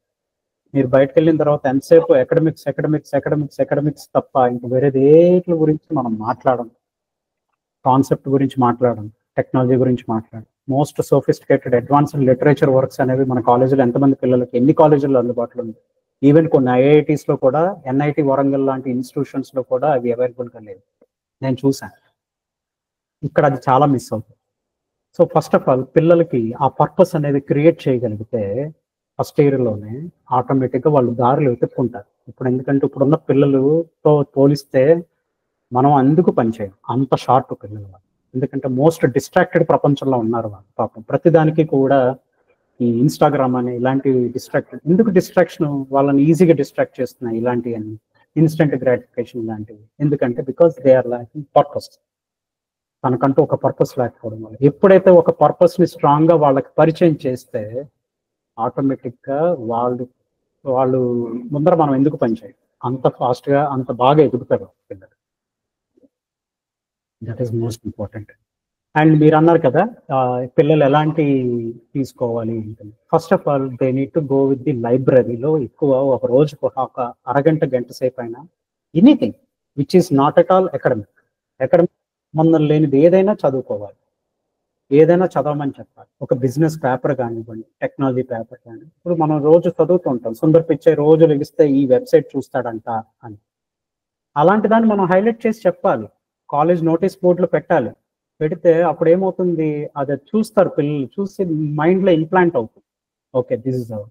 సో పర్పస్ అంటే మనం ఏదో స్టేజ్ ఎక్కేసి ఒక 4-5 గంటల ప్రసంగం కొట్టేయడం కాదండి. పర్పస్ని క్రియేట్ చేయడం అంటే వాళ్ళని ఇన్బిల్ట్. ఇప్పుడు మన చిన్న పిల్లలు, మన ఇంట్లో ఉన్న అప్పుడే పుట్టిన పిల్లలు ఎదగడానికి చాలా మంది చెప్తా ఉంటారు, కెరీర్ కౌన్సిలర్ జగన్ గారు లాంటి వాళ్ళు చెప్తా ఉంటారు. వాళ్ళ చుట్టూరు ఒక వాతావరణాన్ని క్రియేట్ చేయండి అంటారు. కోర్స్ చేయండి, వాతావరణాన్ని క్రియేట్ చేయండి. క్రియేట్ చేస్తే ఆటోమేటిక్గా పిల్లలు నేర్చుకుంటారు. పిల్లలకి మనం ఏమీ చెప్పక్కర్లేదు, మన బిహేవియర్ విత్ అదర్స్. రామ్ గారు చాలా మంచోడు అని నేను మాట్లాడుతుంటే, రామ్ ఇంటికి వచ్చినప్పుడు నమస్తే అంకుల్ అని ఆ పిల్లలు చెప్తారు. అలా కాకుండా రామ్ అనే పర్సన్ అంటే మంచివాడు కాదంటే ఇలా కింద నుంచి పై దాకా చూసి వెళ్ళిపోతుంది. So this is all comes from the observation నుంచే క్యూరియాసిటీ డెవలప్ అవుతుంది, క్యూరియాసిటీ నుంచి క్లారిటీ డెవలప్ అవుతుంది, క్లారిటీ నుంచి పెద్ద ప్యాషన్ క్రియేట్. ఇంకొక ప్రశ్న సార్, ప్లీజ్. మీరు చెప్పారు ఇప్పుడు నార్మల్ గా మ్యారేజ్ తర్వాత కూడా, సంతానం తర్వాత కూడా కొన్ని చాలా కెరీర్ గ్యాప్ రావడం వల్ల కానీ, ఇంకా మహిళలు కానీ లేదంటే పురుషులు కానీ కెరీర్ లో చాలా గ్యాప్ రావడం వల్ల వాళ్ళు అప్పుడు కూడా ఏం చేయాలి నెక్స్ట్, ఎలా చేయాలి అన్న డౌట్ లో ఉండిపోతున్నారు. తర్వాత వాళ్ళు కూడా బయటకు వచ్చి ఒక కంబ్యాక్ ఇచ్చి కొత్త స్కిల్స్ నేర్చుకుని ఈ ఐటీలోకి స్థిరపడిన వాళ్ళు ఉన్నారు. అలా కెరీర్ లో కంబ్యాక్ ఇచ్చే వాళ్ళకి నాకు తెలిసినంత వరకు ఒక స్ట్రాంగ్ నెట్వర్క్ ని వెతుక్కోవడం, లేదంటే ఒక స్ట్రాంగ్ నెట్వర్క్ ని ఫామ్ చేసుకోవడం సమస్యగా ఉండొచ్చు. అంటే నేను దేంట్లో ఫిట్ అవుతాను, ఇప్పటి వరకు నేను సంసార బాధ్యతల్లో ఉన్నాను, లేదంటే వేరే పనుల్లో ఉన్నాను, కానీ ఇప్పుడు నేను సడన్ గా బయటకు వచ్చి ఒక కెరీర్ ని ఫామ్ చేసుకోవాలంటే ఒక నెట్వర్క్ లో ఫిట్టింగ్ అవ్వాలి, లేదంటే ఒక నెట్వర్క్ ని ఆల్రెడీ ఫామ్ అయిన నెట్వర్క్ ని వెతుక్కోవాలి. సో అలా వస్తున్న వాళ్ళకి మంచి నెట్వర్క్స్ అంటే ఎలా బిల్డ్ చేసుకోవచ్చు, ఎలా వెతుక్కోవచ్చు? అలా నెట్వర్క్స్ అంటే సోషల్ మీడియా ద్వారానే చేసుకుంటున్నారా, లేదంటే బయట కొంతమంది మొహమాట పడుతుంటారు బయటకు వచ్చి మాట్లాడడానికి కూడా. అలా ఒక నెట్వర్క్ ని ఫామ్ చేసుకునే విధానం ఏంటో ఒకసారి చెప్తున్నాను. తప్పకుండా సార్. నేను ఇందాకే చెప్పాను సార్, ఒక సోషల్ నెట్వర్కింగ్ అంటే ప్రొఫెషనల్ నెట్వర్క్ ఎట్లా డెవలప్ చేసుకోవాలి అంటే, ఎవరైనా సరే ఇప్పుడు రామ్ గారు కానీ, లేకపోతే మీనా గారు కానీ, దేవి ప్రసాద్ గారు కానీ, ఇప్పుడు మనం అవతల వాళ్ళకి ఇప్పుడు ఇంకా క్లియర్గా చెప్తాం. మనం ఒక కన్స్ట్రక్షన్ స్టార్ట్ చేసాం, ఇల్లు కడుతుంది. ఒకడు వచ్చాడు, నాకు పని కావాలి. సో మీరేమంటారు, నీకేం వచ్చు అని అడుగుతాం, రైట్? సో సేమ్ థింగ్, నీకేం వచ్చనే అడుగుతారు ఎవరినైనా అప్రోచ్ అయ్యేటప్పుడు. అదే చెప్పాలి అంటే, నాకు ఇది వచ్చు, నేను ఈ మధ్యన ఇది నేర్చుకున్నా, లేదంటే ఇది నాకు ఒక క్లారిటీ లేదు, నాకు ఇది ఎక్స్పీరియన్స్. ఫర్ ఎగ్జాంపుల్ చెప్తున్నానండి, దేవి ప్రసాద్ అనే అతను సేల్స్ అండ్ మార్కెటింగ్ జాబ్ చేసేవాడు. అప్పుడు జాబ్ చేసేటప్పుడు అతనికి తెలియదు ఎస్ఏపి అనేది తన జర్నీ కాబోతుంది అన్న విషయం. ఎప్పుడైతే అతనికి సంథింగ్ ఏదో ప్రొఫెషనల్ గా చిన్న ఇబ్బంది వచ్చిందో అతను బయటకు వచ్చేసాడు. ఏం చేయాలో ఆలోచిస్తుండగా గూగుల్ సెర్చ్ చేశాడు. చాలా మందిని అడిగాడు. ఇందాకే నేను చెప్పాను, 100 మందిని అడిగితే 95 మంది ఎస్ఏపి నేర్చుకోవద్దనే చెప్పారు. కానీ అది ఎందుకు నేర్చుకోకూడదు? 95 మంది మాత్రం అది వద్దన్నంత మాత్రాన అది నిజమైపోదు కదా. సో ఎందుకు నేర్చుకోకూడదని నాకు ఇంట్రెస్ట్ బయలుదేరి. So I started digging out, అసలు ఎందుకు నేర్చుకోకూడదు. ఒక 3-4 చెప్పారు, ఏం చేసినా నీ మనసు పెట్టి నేర్చుకో చాలు. అది ఇప్పటికే మనం ఎప్పుడో వదిలేసిన కోబాల్కి సంబంధించిన ప్రోగ్రామర్స్ రిక్వైర్మెంట్ ఉందండి. ఎప్పుడో 25 ఏళ్ల కిందట అయిపోయింది. ఇప్పటికే చాలా మంది చాలా చోట్ల కోబాల్ నాకు ప్రోగ్రామర్ కావాలని అడుగుతుంటారు. అంతెందుకు ఎస్ఐపిలో ద ఓల్డ్ సిస్టమ్ మీద R3 ఇన్ఫ్రాస్ట్రక్చర్ మీద ఐడియా ఉన్న వాళ్ళు కావాలి అని అడుగుతూ ఉంటారు. ఎక్కడి నుంచి మేమే కొంచెం ఏదో తర్జన భర్జన పడుకుని చేస్తాం. సో గ్యాప్ వచ్చినా ఏమీ వరి అవ్వాల్సిన అవసరం లేదు. So all you need to do is search చేసుకోండి, గూగుల్ సెర్చ్ చేయండి, ఎస్ఏపి గురించి నేర్చుకోవడం. ఏ టెక్నాలజీ మీకు ఏది ఇంట్రెస్ట్ అనిపిస్తే అది నేర్చుకోవడానికి అసలు ముందర మీరు చదవాలి కదా. You need to search through something. మీరు ఏదన్నా ఒకటి ఆర్టికల్ చదివితేనే కదా అది మీకు ఇంట్రెస్టో కాదో తెలుస్తుంది. మీరు ఏదో 10 వీడియోలు చూస్తేనే కదా, యూట్యూబ్ వీడియోలు చూస్తేనే కదా మీకు అది అందులో మీకు ఆసక్తి ఉందో లేదో తెలుస్తుంది. ఇదే ఏదైనా 10 మందితో మాట్లాడితేనే కదా మీకు ఆసక్తి ఉందో లేదో తెలుస్తుంది. మీరు ఇంటరాక్ట్ అవ్వకుండా, ఎవరితో కూడా ఇంటరాక్ట్ అవ్వకుండా నాకేంటి ఏం చేయాలో తెలియట్లేదని బాధపడే హక్కు అయితే లేదు సీరియస్లీ. ఎందుకంటే ఫస్ట్ ఇంటరాక్ట్ అవ్వాలి, పీపుల్తో ఇంటరాక్ట్ అవ్వండి, ప్రపంచంతో ఇంటరాక్ట్ అవ్వాలి, టెక్నాలజీతో ఇంటరాక్ట్ అవ్వాలి, తెలుసుకోండి. Elon Musk okay, space X మొన్న రీసెంట్గా ప్రొపెల్లర్ ఇవన్నీ గురించి మాట్లాడుతున్నాను. ఓకే బాగుంది. ఎందుకు ఏంటది అసలు ఏంటది? ఎనీథింగ్. ఇక్కడ ఒకటి సార్, ప్రపంచంలో చాలా జీవులకి దేవుడిచ్చిన గాడ్ గిఫ్ట్ ప్రకారం పనిచేసుకుంటూ వెళ్ళి ఆహారం సంపాదించుకుంటారు. ఒక్క మనిషికి మాత్రమే తనకి ఏది కావాలో, తనకి ఏది ఇష్టమో, తనకి ఏది నచ్చుతుందో దాన్ని సంపాదించుకునే విజ్ఞానం కానీ మైండ్ కానీ అన్నీ ఉన్నాయి. సో ఈజీగా తన మనిషి ఏదైనా చేయగలడు, ఏదైనా నేర్చుకోగలరు. ఇది చాలా మంది చెప్తా ఉంటారు, ఇది అందరూ చెప్పే మాట అని కాదు. నా ఎక్స్పీరియన్స్ చూడండి, ఒకసారి నా రెజ్యూమ్ పంపిస్తాను. ఓకే అండి, 2007 పాస్డ్ అవుట్, బీటెక్ ఎలక్ట్రికల్, ఆ తర్వాత సేల్స్ అండ్ మార్కెటింగ్, తర్వాత ఎస్ఏపి నేర్చుకున్నాను. నేను ప్రస్తుతానికి ఎస్ఏపికి సంబంధించి ఎడ్యుకేషనల్ కన్సల్టెంట్ గా పనిచేస్తున్నాను. దీంతో పాటుగా నేను అదర్ 2 స్టార్టప్స్ కి సంబంధించింది వర్కౌట్ చేసుకుంటున్నాను. అందులో ఒకటి UAV technology, unmanned aerial vehicle systems. అందరూ ఏరియల్ వెహికల్ సిస్టమ్స్ గురించి మాట్లాడుతున్నారు. ఓకే, నేను ఏంటంటే యూఏవిలో మళ్ళా సబ్మెరీన్స్ కింద నుంచి వెళ్ళాయి, సముద్రం నుంచి వెళ్ళే సిస్టమ్స్ కొన్నిట్ల గురించి నేను రీసెర్చ్ చేయడం మొదలు పెట్టుకుని కొంచెం చిన్న ఇంజనీరింగ్ వర్క్ చేసుకుంటాను. మీరు నమ్మరు, బీటెక్ ఫస్ట్ ఇయర్ లో ఉన్న సిఎన్ డేటా స్ట్రక్చర్ సబ్జెక్ట్ నేను final year 4th first semester లో రాసి పాస్ అయ్యానండి. అంత జమ్ము దేవి ప్రసాద్. సో అవసరం అమ్మ లాంటిది, అన్నీ నేర్పిస్తుంది. అప్పుడు ఏ ప్రోగ్రామింగ్ లాంగ్వేజ్ అయితే నాకు అర్థం కాలేదో అదే ప్రోగ్రామింగ్ లాంగ్వేజ్ కి సంబంధించి నేను మెషిన్ లెర్నింగ్ లేదా ఎస్ఏపిలో అబాప్ అనే ఒక ప్రోగ్రామింగ్ లాంగ్వేజ్ ఉంది. సేమ్ లాజిక్, ఊప్స్ కాన్సెప్ట్ అంటారు, ఈ బేసిక్స్ అని. ఇంత టెక్నాలజీ మాట్లాడుతానంటే మా నాన్న ఉండుంటే చాలా సంతోషించేవాడు, మా వాడు ఎంత ఎదిగిపోయాడు రా. కరోనా కొట్టు తెప్పించుకోవాలని డిసైడ్ అయిపోయాడు నా 10th క్లాస్ మార్క్స్ తీసుకు. సో ఏదైనా సరే ప్రపంచంతో ఇంటరాక్ట్ అవ్వాలండి రామ్ గారు. ఇంటరాక్ట్ అవ్వంటే ఎవరు ఏది తెలీదు చెప్పరు, అంతే. లేదు ఎవడో వచ్చి ఏది సేవ్ చేయడు, మనము నూతిలోంచి మనం బయటకు రావాలంటే మనమే దారి కనుక్కొని రావాలి. కాకపోతే ఏంటంటే మన అదృష్టం కొద్దీ ఎవడైనా కనబడితే వాడు చాదో తాడో వేసి పైకి లాస్తాడు, అంతే. కాకపోతే మన ప్రయత్నం కదా, మనం నూతిలోంచి కొంచెం బయటకు వచ్చి హెల్ప్ అని అరిస్తే 10 మందికి రీచ్ అవుతుంది. కింద నుంచి అరిస్తే ఏమి వినిపిస్తుంది? ఎవరికి వినిపించదు. Sir thank you sir. ఇంకా ఎవరికైనా ప్రశ్నలు ఉంటే హ్యాండ్ రైజ్ చేయండి, అందరికి వరుసగా అవకాశం ఇస్తాము. మొదట శ్యామ గారి గారు హ్యాండ్ రైజ్ చేశారు, వారు అడుగుతారు ప్రశ్న. అడగండి సార్. నమస్కారం అండి దేవిప్రసాద్ గారు. నమస్తే శ్యామ్ గారు, ఎలా ఉన్నారు? నేనంటే కంప్లైంట్స్ ఏం లేవండి, దేవుడి దయ వల్ల. నా మూలాన్ని వేరే వాడికి కంప్లైంట్స్ ఉంటే చెప్పలేను కానీ ప్రశ్న అంటూ కాదండి, కానీ మీకు అభ్యంతరం లేకపోతే ఒక 2 విషయాలు మీరు చెప్పిన దానికి పంచుకోవాలని అనిపించింది. దానికి ముందుగా నేను 96లో ఒరాకిల్ ఫైనాన్షియల్స్ నుంచి ఎస్ఏపికి మూవ్ అయ్యాను. ఓకేనండి. 96 నుంచి ఇప్పటి వరకు SAP, Oracle financials, sales force వగైరా అన్ని చేస్తూ వస్తున్నాను. అంటే మీరు చెప్పింది చాలా బాగున్నాయి విషయాలు. కాకపోతే మీరు ఎస్ఏపి అన్నారు, ఎస్ఏపి కాకుండా ఎనీ ఎంటర్ప్రైజ్ అప్లికేషన్స్ కి సంబంధించిన వరకు పనికొస్తుంది అని మీరు క్లారిఫై అంటే మీరు ఆ ఉద్దేశంతో చెప్పారా, లేకపోతే ఓన్లీ ఎస్ఏపికి లిమిటెడ్ గా చెప్పారా అనేది ఒకటి క్లారిఫై చేయాలి. రెండోది, మీరు అన్నారు కదా నేర్చుకోవడం అనేది, ఇప్పుడు కొత్త పిల్లలు వస్తున్నారు, ఏఐ అనేది అంటే నేను ఎందుకు చెప్తున్నా అంటే, నాకు ఉన్న టీము మా వాళ్ళు ఎలా చేస్తున్నారు, మమ్మల్ని కొన్నిసార్లు చీట్ చేస్తారని తెలుసు, బట్ చేస్తారు.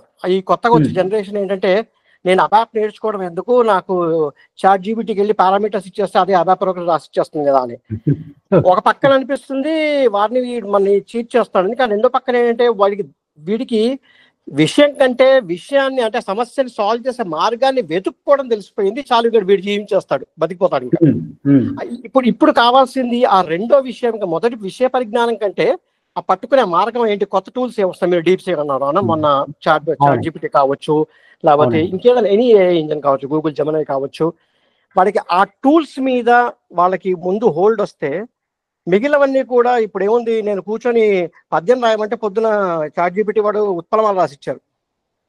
అసలు ఎగ్జాంపుల్ చెప్తున్నాను. అంటే అది ఆ జ్ఞానం అవసరం, అంటే విషయ పరిజ్ఞానం వద్దు అని చెప్పట్లేదు, ఖచ్చితంగా నేర్చుకోవాలి. కానీ మీరు అన్నారు కదా, ఇప్పుడు కాలేజ్ నుంచి ఫ్రెష్ గా వచ్చేవాడికి ఆయిల్ అండ్ గ్యాస్ ఇండస్ట్రీలో హైడ్రో కార్బన్ ప్రైజింగ్ అంటే ఏంటి అంటే వాడు చచ్చిపోతాడు. హైడ్రో కార్బన్ అంటే ఏంటో తెలుసుకోవడం ముఖ్యం. సో అలాంటి టైంలో వీడికి వేరే టూల్స్ ఏవైతే ఉన్నాయో, నేను వేడి నీళ్ళని చేత్తో ఇలా గిన్నెలు లేపుతాను బదులు అరే నువ్వు పటకాల వాడు అంత ఈజీగా వస్తుంది అని తెలుసుకుంటే ఐ థింక్ వాళ్ళు బతికిపోతారేమో. అది మనం నేర్పించట్లేదేమో అనిపిస్తుంది. మీ అభిప్రాయం ఏంటి? తప్పకుండా సార్. ముందుగా మొదటిది దానికి చెప్తాను సార్, ఎంటర్ప్రైజ్ అప్లికేషన్ అనేది ప్రతిదానికి వర్తిస్తుంది. ఇది not only related to SAP sir. Okay sir. Second point, విషయ పరిజ్ఞానం అనేది ఎంత ఇంపార్టెంట్ అంటే, కొన్ని తెలివితేటలు ఉండాలి. ఇవాళ రేపు టైం సేవ్ చేయాలి. ఎందుకంటే అందరికీ టైంలో విత్ ఇన్ టైం అయిపోవాలి. మన క్లయింట్కి అయిపోవాలి, మనకే అయిపోవాలి, మన రిపోర్టింగ్ అథారిటీ కింద మనకే అయిపోవాలి, వాళ్ళు అదే ఫాలో అవుతుంది. కాకపోతే విషయ పరిజ్ఞానం లేకపోవడం అనేది ఎంత ఇబ్బంది క్రియేట్ చేస్తుంది అంటే, ఫర్ ఎగ్జాంపుల్ రేపు అన్న రోజున ఒక కరెంటు పోయింది అనుకుందాం, మీ మొబైల్ పని చేయట్లేదు, ఒక ప్రజెంటేషన్ ఇవ్వాలి క్లయింట్కి. సో ఈ కంప్లీట్గా ఈ థర్డ్ పార్టీ రిసోర్సెస్ మీద అతను డిపెండ్ అయ్యాడు. క్లయింట్ ఇంటర్వ్యూ ఉంది, క్లయింట్తో ఒక చిన్న కాన్వర్జేషన్ ఆర్ మీటింగ్ సంథింగ్, నీ ఫోన్ పని చేయట్లేదు, లేదంటే నీ ఫోన్ సెక్యూరిటీ రీజన్స్ వల్ల బయట వదిలేశారు, నీ ల్యాప్టాప్ అనేది కూడా అలౌ చేయలేదు, జస్ట్ ఒక వైట్ పేపర్ మీద వైట్ బోర్డ్ మీద వాడు ప్రజెంట్ చేయమన్నాడు. సో అక్కడ చాలా ఇబ్బంది అవుతుంది. సో అది మీరు అన్నది ఏంటంటే, ఈ పిల్లలు ఫాలో అయ్యేది ఏంటంటే ఇన్స్టెంట్ గ్రాటిఫికేషన్ లాంటి వాటికి పనిచేస్తుంది. కొన్నిసార్లు అది కొంచెం లాంగ్ టర్మ్గా కూడా వర్క్ చేయొచ్చు. But when it goes to the ఒక విజన్ అనేది లెక్కేసుకుంటే కనుక అది ఖచ్చితంగా వాళ్ళు ఇబ్బంది పడతారు. మంచి పాయింట్. ఒక చిన్న దానికి అనుబంధ ప్రశ్న, క్షమించాలి రామ్ గారు, ఇంకొక నిమిషం తీసుకుంటానంటే, మనం గనక ఈ జాబ్ మార్కెట్ అన్నాం, for lack of better word, job market ఇంకా రెండు విధాలుగా విభజిస్తే కరెంట్ కెరియర్ ఆపర్చునిటీస్ ని, ఒకటి కమోడిటీ స్పేస్ అయిపోయింది. అబాప్ ప్రోగ్రామ్ అని అంతకుముందు, అవునా, ABAP is commodity now, anybody can do it. దాంట్లో స్పెషలైజ్డ్ అంటే మీలాంటి వాళ్ళు 15 ఏళ్ళు 20 ఏళ్ళు 30 ఏళ్ళు ఉన్న వాళ్ళు, పనిచేసిన వాళ్ళు, ఓ ప్లాటినం లెవెల్కి చేరుకున్న వాళ్ళు, ఎస్ఐపిలో కానీ లేకపోతే ఒరాకిల్ ఫ్యూజన్లో కానీ వేరే వాటిలో కానీ, వాళ్ళు స్పెషలైజ్డ్ కన్సల్టింగ్కి వెళ్ళిపోతారు, ఆర్ మేనేజ్మెంట్ సీనియర్ లెవెల్ కన్సల్టింగ్కి వెళ్ళిపోతారు. వాళ్ళకి విషయ పరిజ్ఞానం మీరు అన్నట్టు అన్ని బయట పెట్టేసి లోపలికి వెళ్ళే అవసరం ఉంది. కానీ 90% కూర్చొని రిక్వైర్మెంట్ ఇచ్చేవాడికి టూల్స్ ఇంపార్టెంట్ అని నాకు అనిపిస్తుంది. కానీ ఇది డిబేట్ కాదండి, జస్ట్ మై థాట్ ఇది. Definitely important. ఇప్పుడు నేను బయటికి వెళ్ళి ఎవడన్నాను చాట్ జీపీటీ ఏమిటి అంటే జై గణేష్ అనుకుని వెనక్కి వచ్చేస్తుందే. అలా కాకుండా కొంచెమైనా మాట్లాడే తెలివితేటలు ఉండాలి. కానీ ఎంతవరకు కావాలి అన్నది చూసుకోవాలి, అది ఏ పొజిషన్లో అని చెప్పేసి. 100% సార్, మీరు చెప్పింది చాలా కరెక్ట్ పాయింట్. ఎందుకంటే ఇవాళ రేజు యాక్చువల్గా మనం ఏదో స్కూల్లో పాఠ్య పుస్తకంలో ఉన్నట్టే క్యారెక్టర్ ఉండాలి అని అనుకోవడం కరెక్ట్ కాదు. టైం లైన్ ప్రకారం అన్ని మారాలి, మనము మారాలి. మీరు చెప్పింది 100% కరెక్ట్ సార్. ధన్యవాదాలండి. క్షమించండి ఒకవేళ అంటే నేను ఐ డోంట్ మీన్ టు అంటే జస్ట్ ఒక పాయింట్ మీరు భలేవారు చెప్పింది అయ్యే భలేవారు సార్, తప్పకుండా. నాకు మనం చెప్పింది ఊ కొట్టేవాళ్ళు కాదు సార్, ఊ కొట్టేవాళ్ళు కావాలి. మీరు అలా మమ్మల్ని రెచ్చగొట్టకండి ప్లీజ్ దయచేసి. థ్యాంక్ యూ సో మచ్ అండి, thanks a lot. Thank you so much. Next జగన్మంతా గారు అడుగుతారు ప్రశ్న, అడగండి సార్. చాలా చాలా మంచిగా ఇచ్చారండి ప్రసంగం. యాక్చువల్గా రికార్డింగ్ నన్ను మళ్ళీ వినాలని డిసైడ్ అయ్యాను, ఎందుకంటే మొదట్లో కొంత డిసెంగేజ్ అయ్యాను. బట్ నేను చాలా డీటెయిల్ గా వినాల్సిన వీడియో ఇది, వీడియో అంటే ఈ ప్రసంగం. ఎందుకంటే చాలా మందికి నేను కెరియర్ అంటే నేను ఇక్కడ 30 years ఇండస్ట్రీ ఐటీ అంటాను, కానీ నాన్ టెక్నికల్ రూట్ లో వెళ్ళిపోవడం వలన చాలా విషయాలలో మీతో అంటే సరైన ప్రశ్నలు కూడా ప్రస్తుతం అడగలేను. కానీ ఐఎమ్ యాక్చువల్లీ ఇది రికార్డింగ్ జరుగుతోంది కాబట్టి for the purpose of you know highlighting start with why అనేది మీరు చాలా బాగా చెప్పారు, పర్పస్ ని హైలైట్ చేశారు. ఇవాళ రేపు సైమన్ సన్నెక్ అని చెప్పి చాలా మంది యూనో తెలిసే ఉంటుంది. సైమన్ సన్నెక్ అంటే చాలా మంది ఏంటంటే చాలా పెద్ద పెద్ద విషయాలు కనెక్ట్ అవుతారు. కానీ ఇక్కడ దేవి ప్రసాద్ గారు అంటే ఇప్పుడు సాప్ అన్న వర్డ్ ని కూడా కొంతమంది సరదాకి శాప్ అన్న దాన్ని శాపం అంటారు అనమాట రాకపోతే. కానీ ఇక్కడ దేవి ప్రసాద్ లాంటి వాళ్ళు దాన్ని వరంగా మార్చారు. దేవి ప్రసాద్ తెలుసుకున్న వాళ్ళ కోసం శాపం కాదు, అది వరం అవుతుంది. కానీ దేవి ప్రసాద్ గురించి వాళ్ళు తెలుసుకోవాలి కదా, సో దాని మీద చిన్న ఉడతా భక్తి అంతే, అంతకు మించి నా ఉద్దేశం ఏమీ లేదు. కానీ ఇంకొకటి అంటే నేను కొంచెము అంటే నేను సి ప్రోగ్రామింగ్ అంటే నేను కంప్యూటర్ సైన్స్ చదివాను, 87 to 91 కంప్యూటర్ సైన్స్ చదివాను, చదివి నాన్ టెక్నికల్ లైన్ లో వెళ్ళిపోయాను. సో దాట్స్ మై ప్రాబ్లీ అంటే 2005 నుంచి నేను అసలు టెక్నాలజీ లైన్ లో కనెక్ట్ అయ్యి లేను యాక్చువల్ గా. బట్ వన్ థింగ్ ఈజ్ అంటే ఎంటర్ప్రైజ్ సాఫ్ట్వేర్ అంటే శ్యామ్ గారు అడిగిన క్వశ్చన్ చాలా బాగుంది. మీరు చెప్పిందంతా నాట్ ఓన్లీ సాప్ అనే కాదు, సర్వీస్ నౌ అనే అంటే ఎనీ అదర్ ఎంటర్ప్రైజ్ అంటే సేల్స్ ఫోర్స్ అన్నారు, సర్వీస్ నౌ అంటే maybe that's only to do with అంటే రకరకాల ఎంటర్ప్రైజెస్ కి ఇదే వర్తిస్తుందా? అంటే ఈ విషయాల్లో పనిచేస్తున్న వాళ్ళందరూ చాలా మంది ఉన్నారా మీలాంటి వాళ్ళు వివిధ విషయాల్లో? అలాంటి వాళ్ళని కూడా మీరు హైలైట్ చేయగలుగుతారా for this conversation to be more useful for more people? అంటే ఇవాళ రేపు ఏంటంటే ప్రతి ఒక్కళ్ళు నేను శాప్ కాదు అంటే స్విచ్ ఆఫ్ అయిపోయే వాళ్ళు ఉన్నారు. ఎందుకంటే attention has become the biggest casualty nowadays. అవును సార్, అవును. My intention is only trying to make it more valuable to more number of people. Yes sir. Sir తప్పకుండా సార్. యాక్చువల్గా ఏంటంటే ఇది నేను చెప్పిన చాలా పాయింట్లో ఫ్రీలాన్సర్ గా పనిచేయడం కానీ లేదంటే మన మార్కెట్ పరిధిని దాటి ప్రొఫెషనల్ నెట్వర్క్ డెవలప్ చేసుకుని కాంట్రాక్ట్లు తెచ్చుకొని పనిచేసే వాళ్ళు ఫ్రీలాన్సర్ గా లేదు sir. Not only relevant to SIP, అది not only limited to SIP. So చిన్న పిల్లలు సార్, ఇప్పుడు ఎన్ఐటి వరంగల్లో మొన్న రీసెంట్గా ఒక 2 months బ్యాక్ చిన్న ప్రజెంటేషన్ వెళ్తే ఒక 3rd year ఎలక్ట్రికల్ స్టూడెంట్ అడిగే క్వశ్చన్స్ కి అతను ఒక 40 questions అడిగాడు నన్ను. 40 questions దగ్గరికి నా దగ్గర 10-12 questions కి మాత్రమే నేను సమాధానం చెప్పగలిగాను. Because I don't know. అతను చాలా అడ్వాన్స్డ్ గా ఉన్నాడు. అతనికి మొన్న రీసెంట్ గా ఎంఐటి పేపర్ సెలెక్ట్ అయ్యింది and he got invited by Elon Musk. SpaceX నుంచి ఇన్విటేషన్ వచ్చింది అతనికి. సో నేను అంటుంది ఏంటంటే అక్కడ అతనికి ఏంటంటే ఫస్ట్ ఇయర్ నుంచే నేను అడిగాను అనమాట, మీ నాన్నగారు ఏం చేస్తారు అని అడిగాను. అడిగితే అతను ఏమన్నాడంటే మా నాన్నగారు ఒక ఎలక్ట్రికల్ కాంట్రాక్టర్ అండి. సో ఈ electrical lines, transmission lines, distribution lines, transformers వీటికి సంబంధించిన వర్క్స్ చేయిస్తూ ఉంటారు ఎలక్ట్రికల్ లైన్స్. చిన్నప్పటి నుంచి నేను అవి చూసి కొంచెం పెరిగాను అని చెప్పాడు. తర్వాత నేను అతని గురించి డీటెయిల్గా కనుక్కున్నాను, అతనితోనే అడిగాను. సో ఇప్పుడు కాలేజ్కి స్కూల్కి అలా కాకుండా వెళ్ళడం కాకుండా మీ నాన్నగారితో నువ్వు ఏమేమి స్పెండ్ చేసేదాన్ని అంటే ప్రతి సమ్మర్ హాలిడేస్లో ప్రతిరోజు వాళ్ళ నాన్నగారితో వెళ్ళి ఆఫీస్లో కూర్చునేవాడు. ప్లింత్ దగ్గర నుంచి ఎర్తింగ్ ప్లేట్ల దగ్గర నుంచి పైన ట్రాన్స్మిషన్ లైన్ 132 kV లైన్ వరకు కూడా అతను వాళ్ళ నాన్న పని చేయించేది అతను అబ్జర్వ్ చేసేవాడు. సో వాళ్ళ నాన్నగారి దగ్గర ఏదైతే బుక్స్ అవి ఉంటాయో బిఎల్ తెరేజా అని, ఎలక్ట్రికల్ టెక్నాలజీ అని, కొన్ని ట్రాన్స్మిషన్ పవర్ సిస్టమ్స్ అని ఇట్లా ఏదైతే ఉన్నాయో ఆ బుక్స్ రిఫర్ చేయడం, departmental AP Transco books refer చేయడం, అవన్నీ చూసి ఐఎస్సి స్టాండర్డ్స్ ని గ్యాదర్ చేయడం, అది ఏంటి. సో ఇక్కడ the power of environment is more important. అది ఉంటే ఏదైనా చేయగలం. సో అట్లా అన్నమాట. ఇది ఏంది దానికే సంబంధించింది మాత్రమే కాదు సార్, మీరు ఎక్కడున్నా సరే ఏదైనా. నౌ ఈ జర్నీ యాక్చువల్గా సెకండ్ ఇయర్ నుంచి అప్పుడు ఒక పార్ట్ టైంగా అరీవా ట్రాన్స్మిషన్ అండ్ డిస్ట్రిబ్యూషన్ అని చెప్పి ఒక కంపెనీ వాళ్ళ దగ్గర ఇంటర్న్షిప్ చేస్తున్నాడు. సంవత్సరం మొత్తం మీద 5 నెలలు ఇంటర్న్షిప్ చేసినందుకు he's earning around 8.6 lakhs per annum ఇస్తున్నారు వాళ్ళు. So that is the power of knowledge. ఆ నాలెడ్జ్ ఎప్పుడు వస్తుంది? It will comes from the observation. అంతే సార్.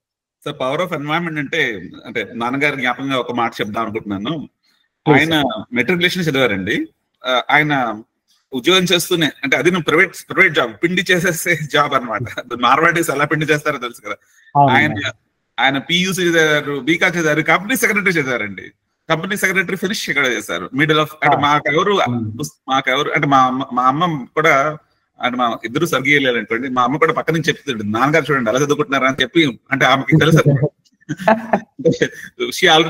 మెకన్సీ వాళ్ళు చెప్తారు అనమాట, ఏ కన్సల్టెంట్ నీ నుంచి చెప్పకూడదు, పక్క కన్సల్టెంట్ చెప్పాలన్నట్టుగా ఆమెకి ఆల్రెడీ ఆమె 5వ క్లాస్ చదువుకుంది. చూడండి నాన్నగారు ఎలా చదువుకుంటున్నారు, మీరు కూడా పుస్తకాలు తీయండి అంటే. అంటే బేసిక్ గా మా ఇద్దరు సిబ్లింగ్స్ యూఎస్ లో ఉన్నారండి. అంటే ఒకళ్ళు డాక్టర్, మా ఇద్దరు ఎన్ఐటీలో చదువుకున్నాము. అంటే నేనేమంటున్నానంటే ఎన్వైరన్మెంట్ అనే పాయింట్ ని నేను ఫుల్ గా ఎండోర్స్ చేస్తున్నానండి. అంటే ఇది రికార్డ్ అవుతుంది కాబట్టి ఆ విషయాన్ని ఇంకో నలుగురు చేరవేదేద్దాం అంతే. Thank you. తప్పకుండా సార్, అంతే అండి. ఎందుకంటే మా పాప చేత నేను ట్యాబ్ ఈ డిజిటల్ మినిమలిజం అలవాటు చేసింది కూడా కారణం నేను ఎక్కువగా చదవడం వల్లే. నేను పుస్తకం చదువుతున్నానని చూసి నా పక్కన కూర్చుని పుస్తకం చదవడం మొదలు పెట్టింది. ఏముంది ఆ బుక్లో అని చెప్పి నేను ఒక బుక్ ఇచ్చి చదవడం మొదలు పెట్టాను. ఇంకా నేను తనతో కూర్చొని నేను చదువుతుంటే తను చదవడం మొదలు పెట్టాను. నెక్స్ట్ హెచ్కే సూర్పణి గారు హ్యాండ్ రైస్ చేస్తారు, వారు మాట్లాడతారు. సార్ మాట్లాడండి. నమస్తే అండి దేవిప్రసాద్ గారు, వినపడుతుందండి? నమస్తే సార్, ప్లీజ్ సార్ ప్లీజ్. ఇందాక మీరు చెప్పిన దాని కంటిన్యూషన్ ఏంటంటే, పిల్లలు క్వశ్చన్స్ అడుగుతూ ఉంటారు, అదే ప్రశ్నలు అడుగుతూ ఉంటారండి. ఆన్సర్ చేసి అదే సమాధానాలు అవి చెప్పినంత కాలం వాళ్ళు ఆసక్తిగా ఉంటారు. చాలా మంది పెద్దలు ఏం చేస్తారంటే, వాళ్ళకి తెలియకపోతే ఎందుకు అడుగుతున్నావు అలా అంటారు. బట్ చెప్పేవాళ్ళు ఉన్నంత వరకు పిల్లలు అలా చాలా ఆసక్తిగానే ఉంటారండి. ఇది నేను అబ్జర్వ్ చేసింది. 100% సార్. ఇంకోటండి, మేము ప్రశ్న ఏంటంటే, మీరు డైనమిక్ ప్రైసింగ్ అని ఒకటి తీసుకొచ్చారు కదండి ఇందాక విషయం. అవును. అది ఏ ఆర్గనైజేషన్స్ వాడతాయి అండ్ యూజ్ కేస్ ఏంటండి దానికి? ఇప్పుడు ఫర్ ఎగ్జాంపుల్ మన కమోడిటీస్ ఉంటాయి కదా సార్, ఈ పెట్రోల్ కానివ్వండి, గోల్డ్ కానివ్వండి, షేర్ కానీ, స్టాక్స్ కానీ, ఇవన్నిటిలోనే వాడతారు సార్ డైనమిక్ ప్రైసింగ్. ఓకే, అంటే ఏ ఆర్గనైజేషన్స్ వాడతాయండి? అంటే ఇండివిజువల్స్ ట్రేడర్స్ వాడతారా, లేకపోతే ఇప్పుడు ఫర్మ్స్ వాడతాయా, ట్రేడింగ్ చేసే ఫర్మ్స్ వాడతాయా?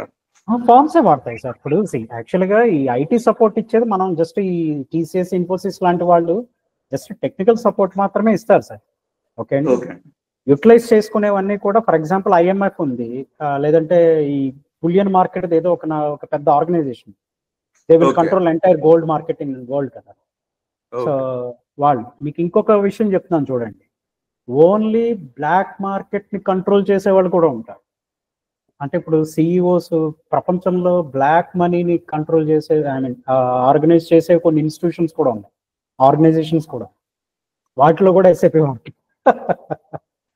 అదే ఇల్లీగల్ కదండి బ్లాక్ మనీ అంటున్నారు. అదే సార్, ఇప్పుడు నా మనీని, బ్లాక్ మనీని లీగలైజ్ చేయాలంటే ఏం చేయాలి సార్? నేను ఒక చారిటీని పెట్టాను, ఎన్జిఓని పెడతాను, లేదంటే ఒక ఆర్గనైజేషన్ పెడతాను. మీరు క్వశ్చన్ చేయగలరా నన్ను? అంటే థ్యాంక్ యూ సార్, మీరు అదే మీరు చెప్పింది ఆ పాయింట్ ఉంది చూసారా, పిల్లల్ని అడిగితే ఎంత. ఎందుకంటే నేను ఈ విషయంలో అయితే 100% అడిగేలా వాళ్ళు అడుగుతున్నారంటే ఎదుగుతున్నారు అని అర్థం. మనం ఎప్పుడైతే, నేనైతే ఒకటే చెప్తాను, నేను ప్రతిదీ మన అందరికీ తెలియాల్సిన అవసరం లేదు. ప్రతి విషయం కూడా వెంటనే నేను మా అమ్మాయికి చెప్తా, గూగుల్ సెర్చ్ చేసి చెప్తాను అంటే, ఫస్ట్ లో తను అఫండి ఇది కూడా తెలీదా నాన్న అంటే, నేను అనేవాడిని అందరికీ అన్ని తెలియవు నాన్న, తెలుసుకుని చెప్తారు. మీకు తెలుసుకుని చెప్పడం అనేది మోస్ట్ ఇంపార్టెంట్. అందరికీ అన్ని తెలియదు, ఇది చెప్పాలి పిల్లలు. అప్పుడు ఏమవుతుందంటే పిల్లలు డిస్క్రిమినేట్ చేసి చూడరు వాళ్ళ పక్క పిల్లలు. ఎప్పుడైతే అది పక్క పిల్లల్ని డిస్క్రిమినేట్ చూడడం అనేది ఆపేస్తారో, వాళ్ళతో ఆపేక్ష, బాండింగ్ అనేది స్టార్ట్ అవుతుంది. అక్కడ నుంచి ఫ్రెండ్షిప్, సపోర్ట్ అన్ని ఎవ్రీథింగ్ ఇంక్రీజ్.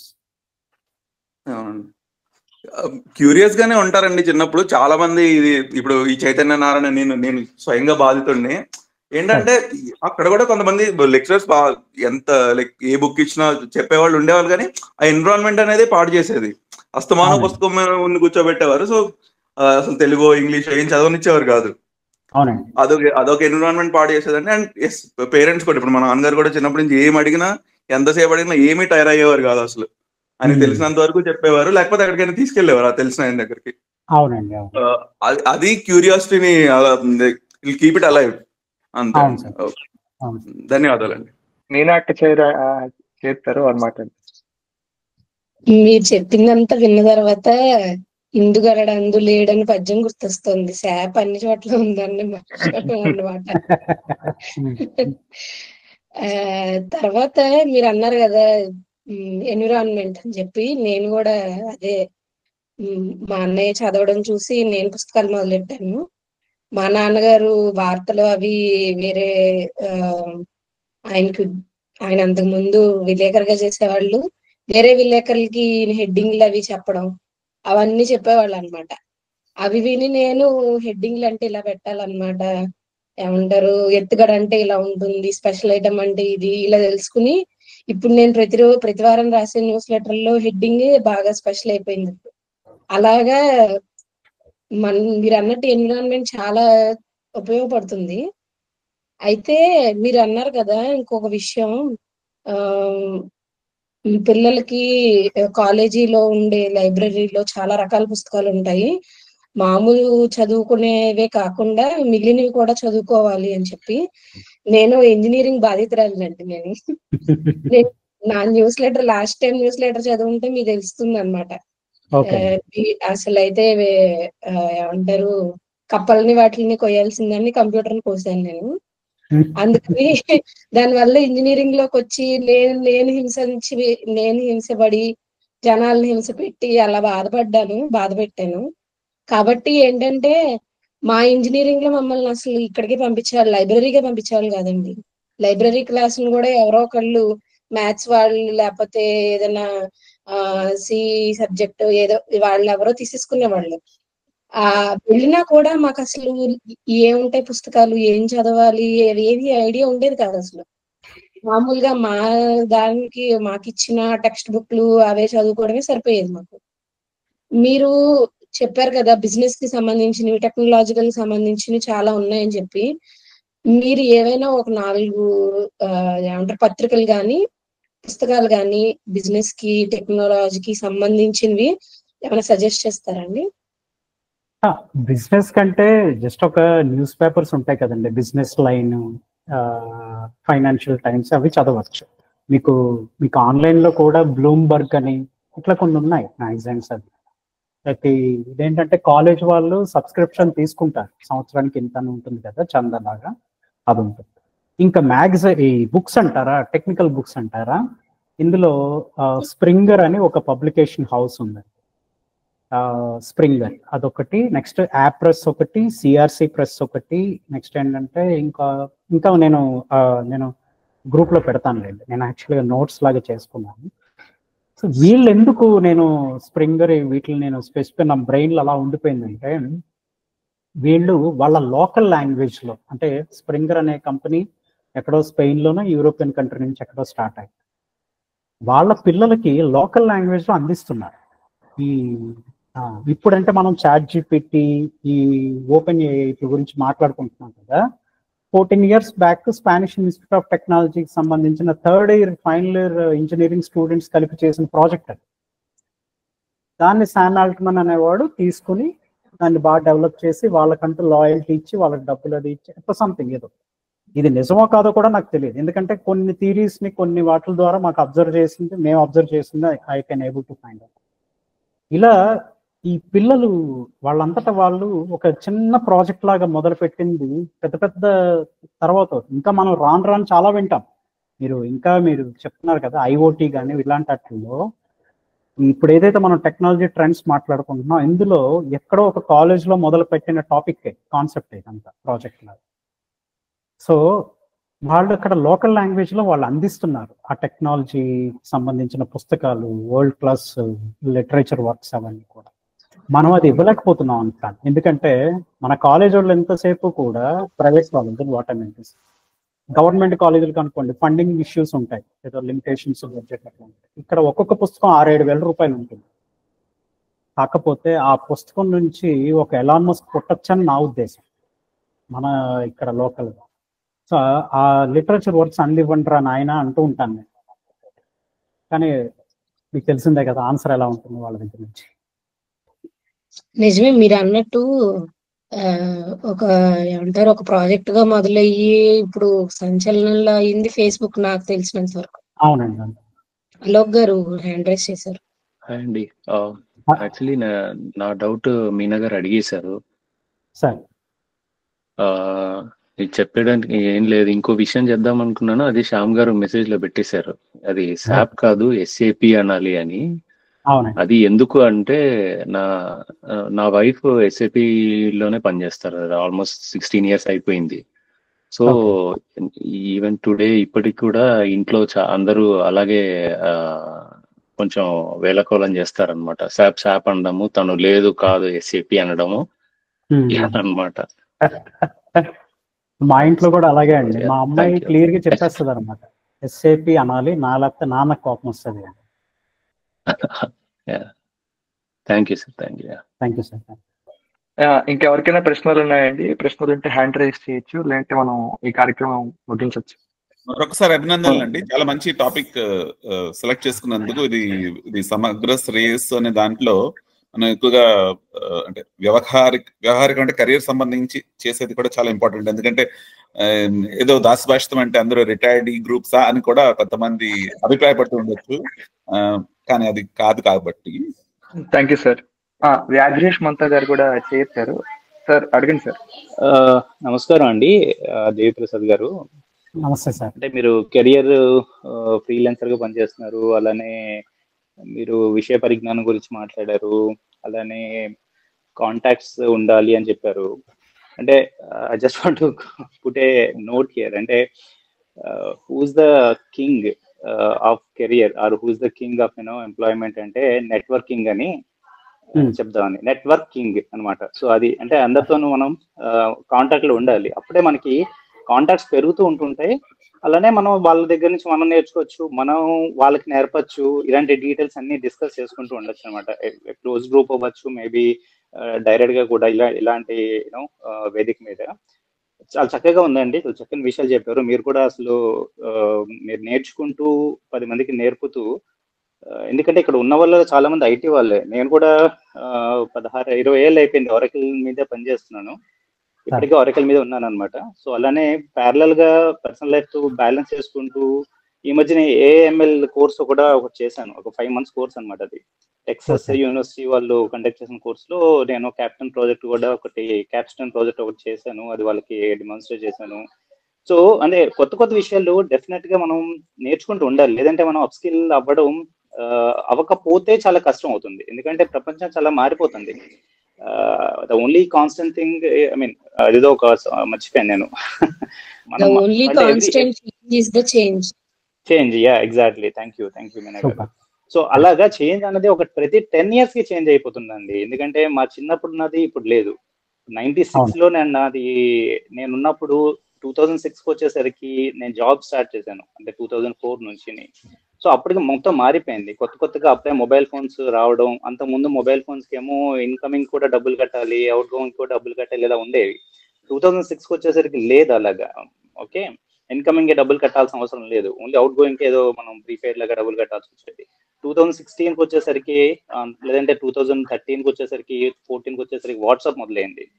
సో ఇలా రకరకాలుగా ప్రతి 10 years కి మనకి మొత్తం మారిపోతుంటుంది. So upskilling is definitely an important thing for everyone. అందులో మీరు చేస్తున్నారు అంటే అప్ స్కిల్లింగ్ చేసుకుంటూ రకరకాల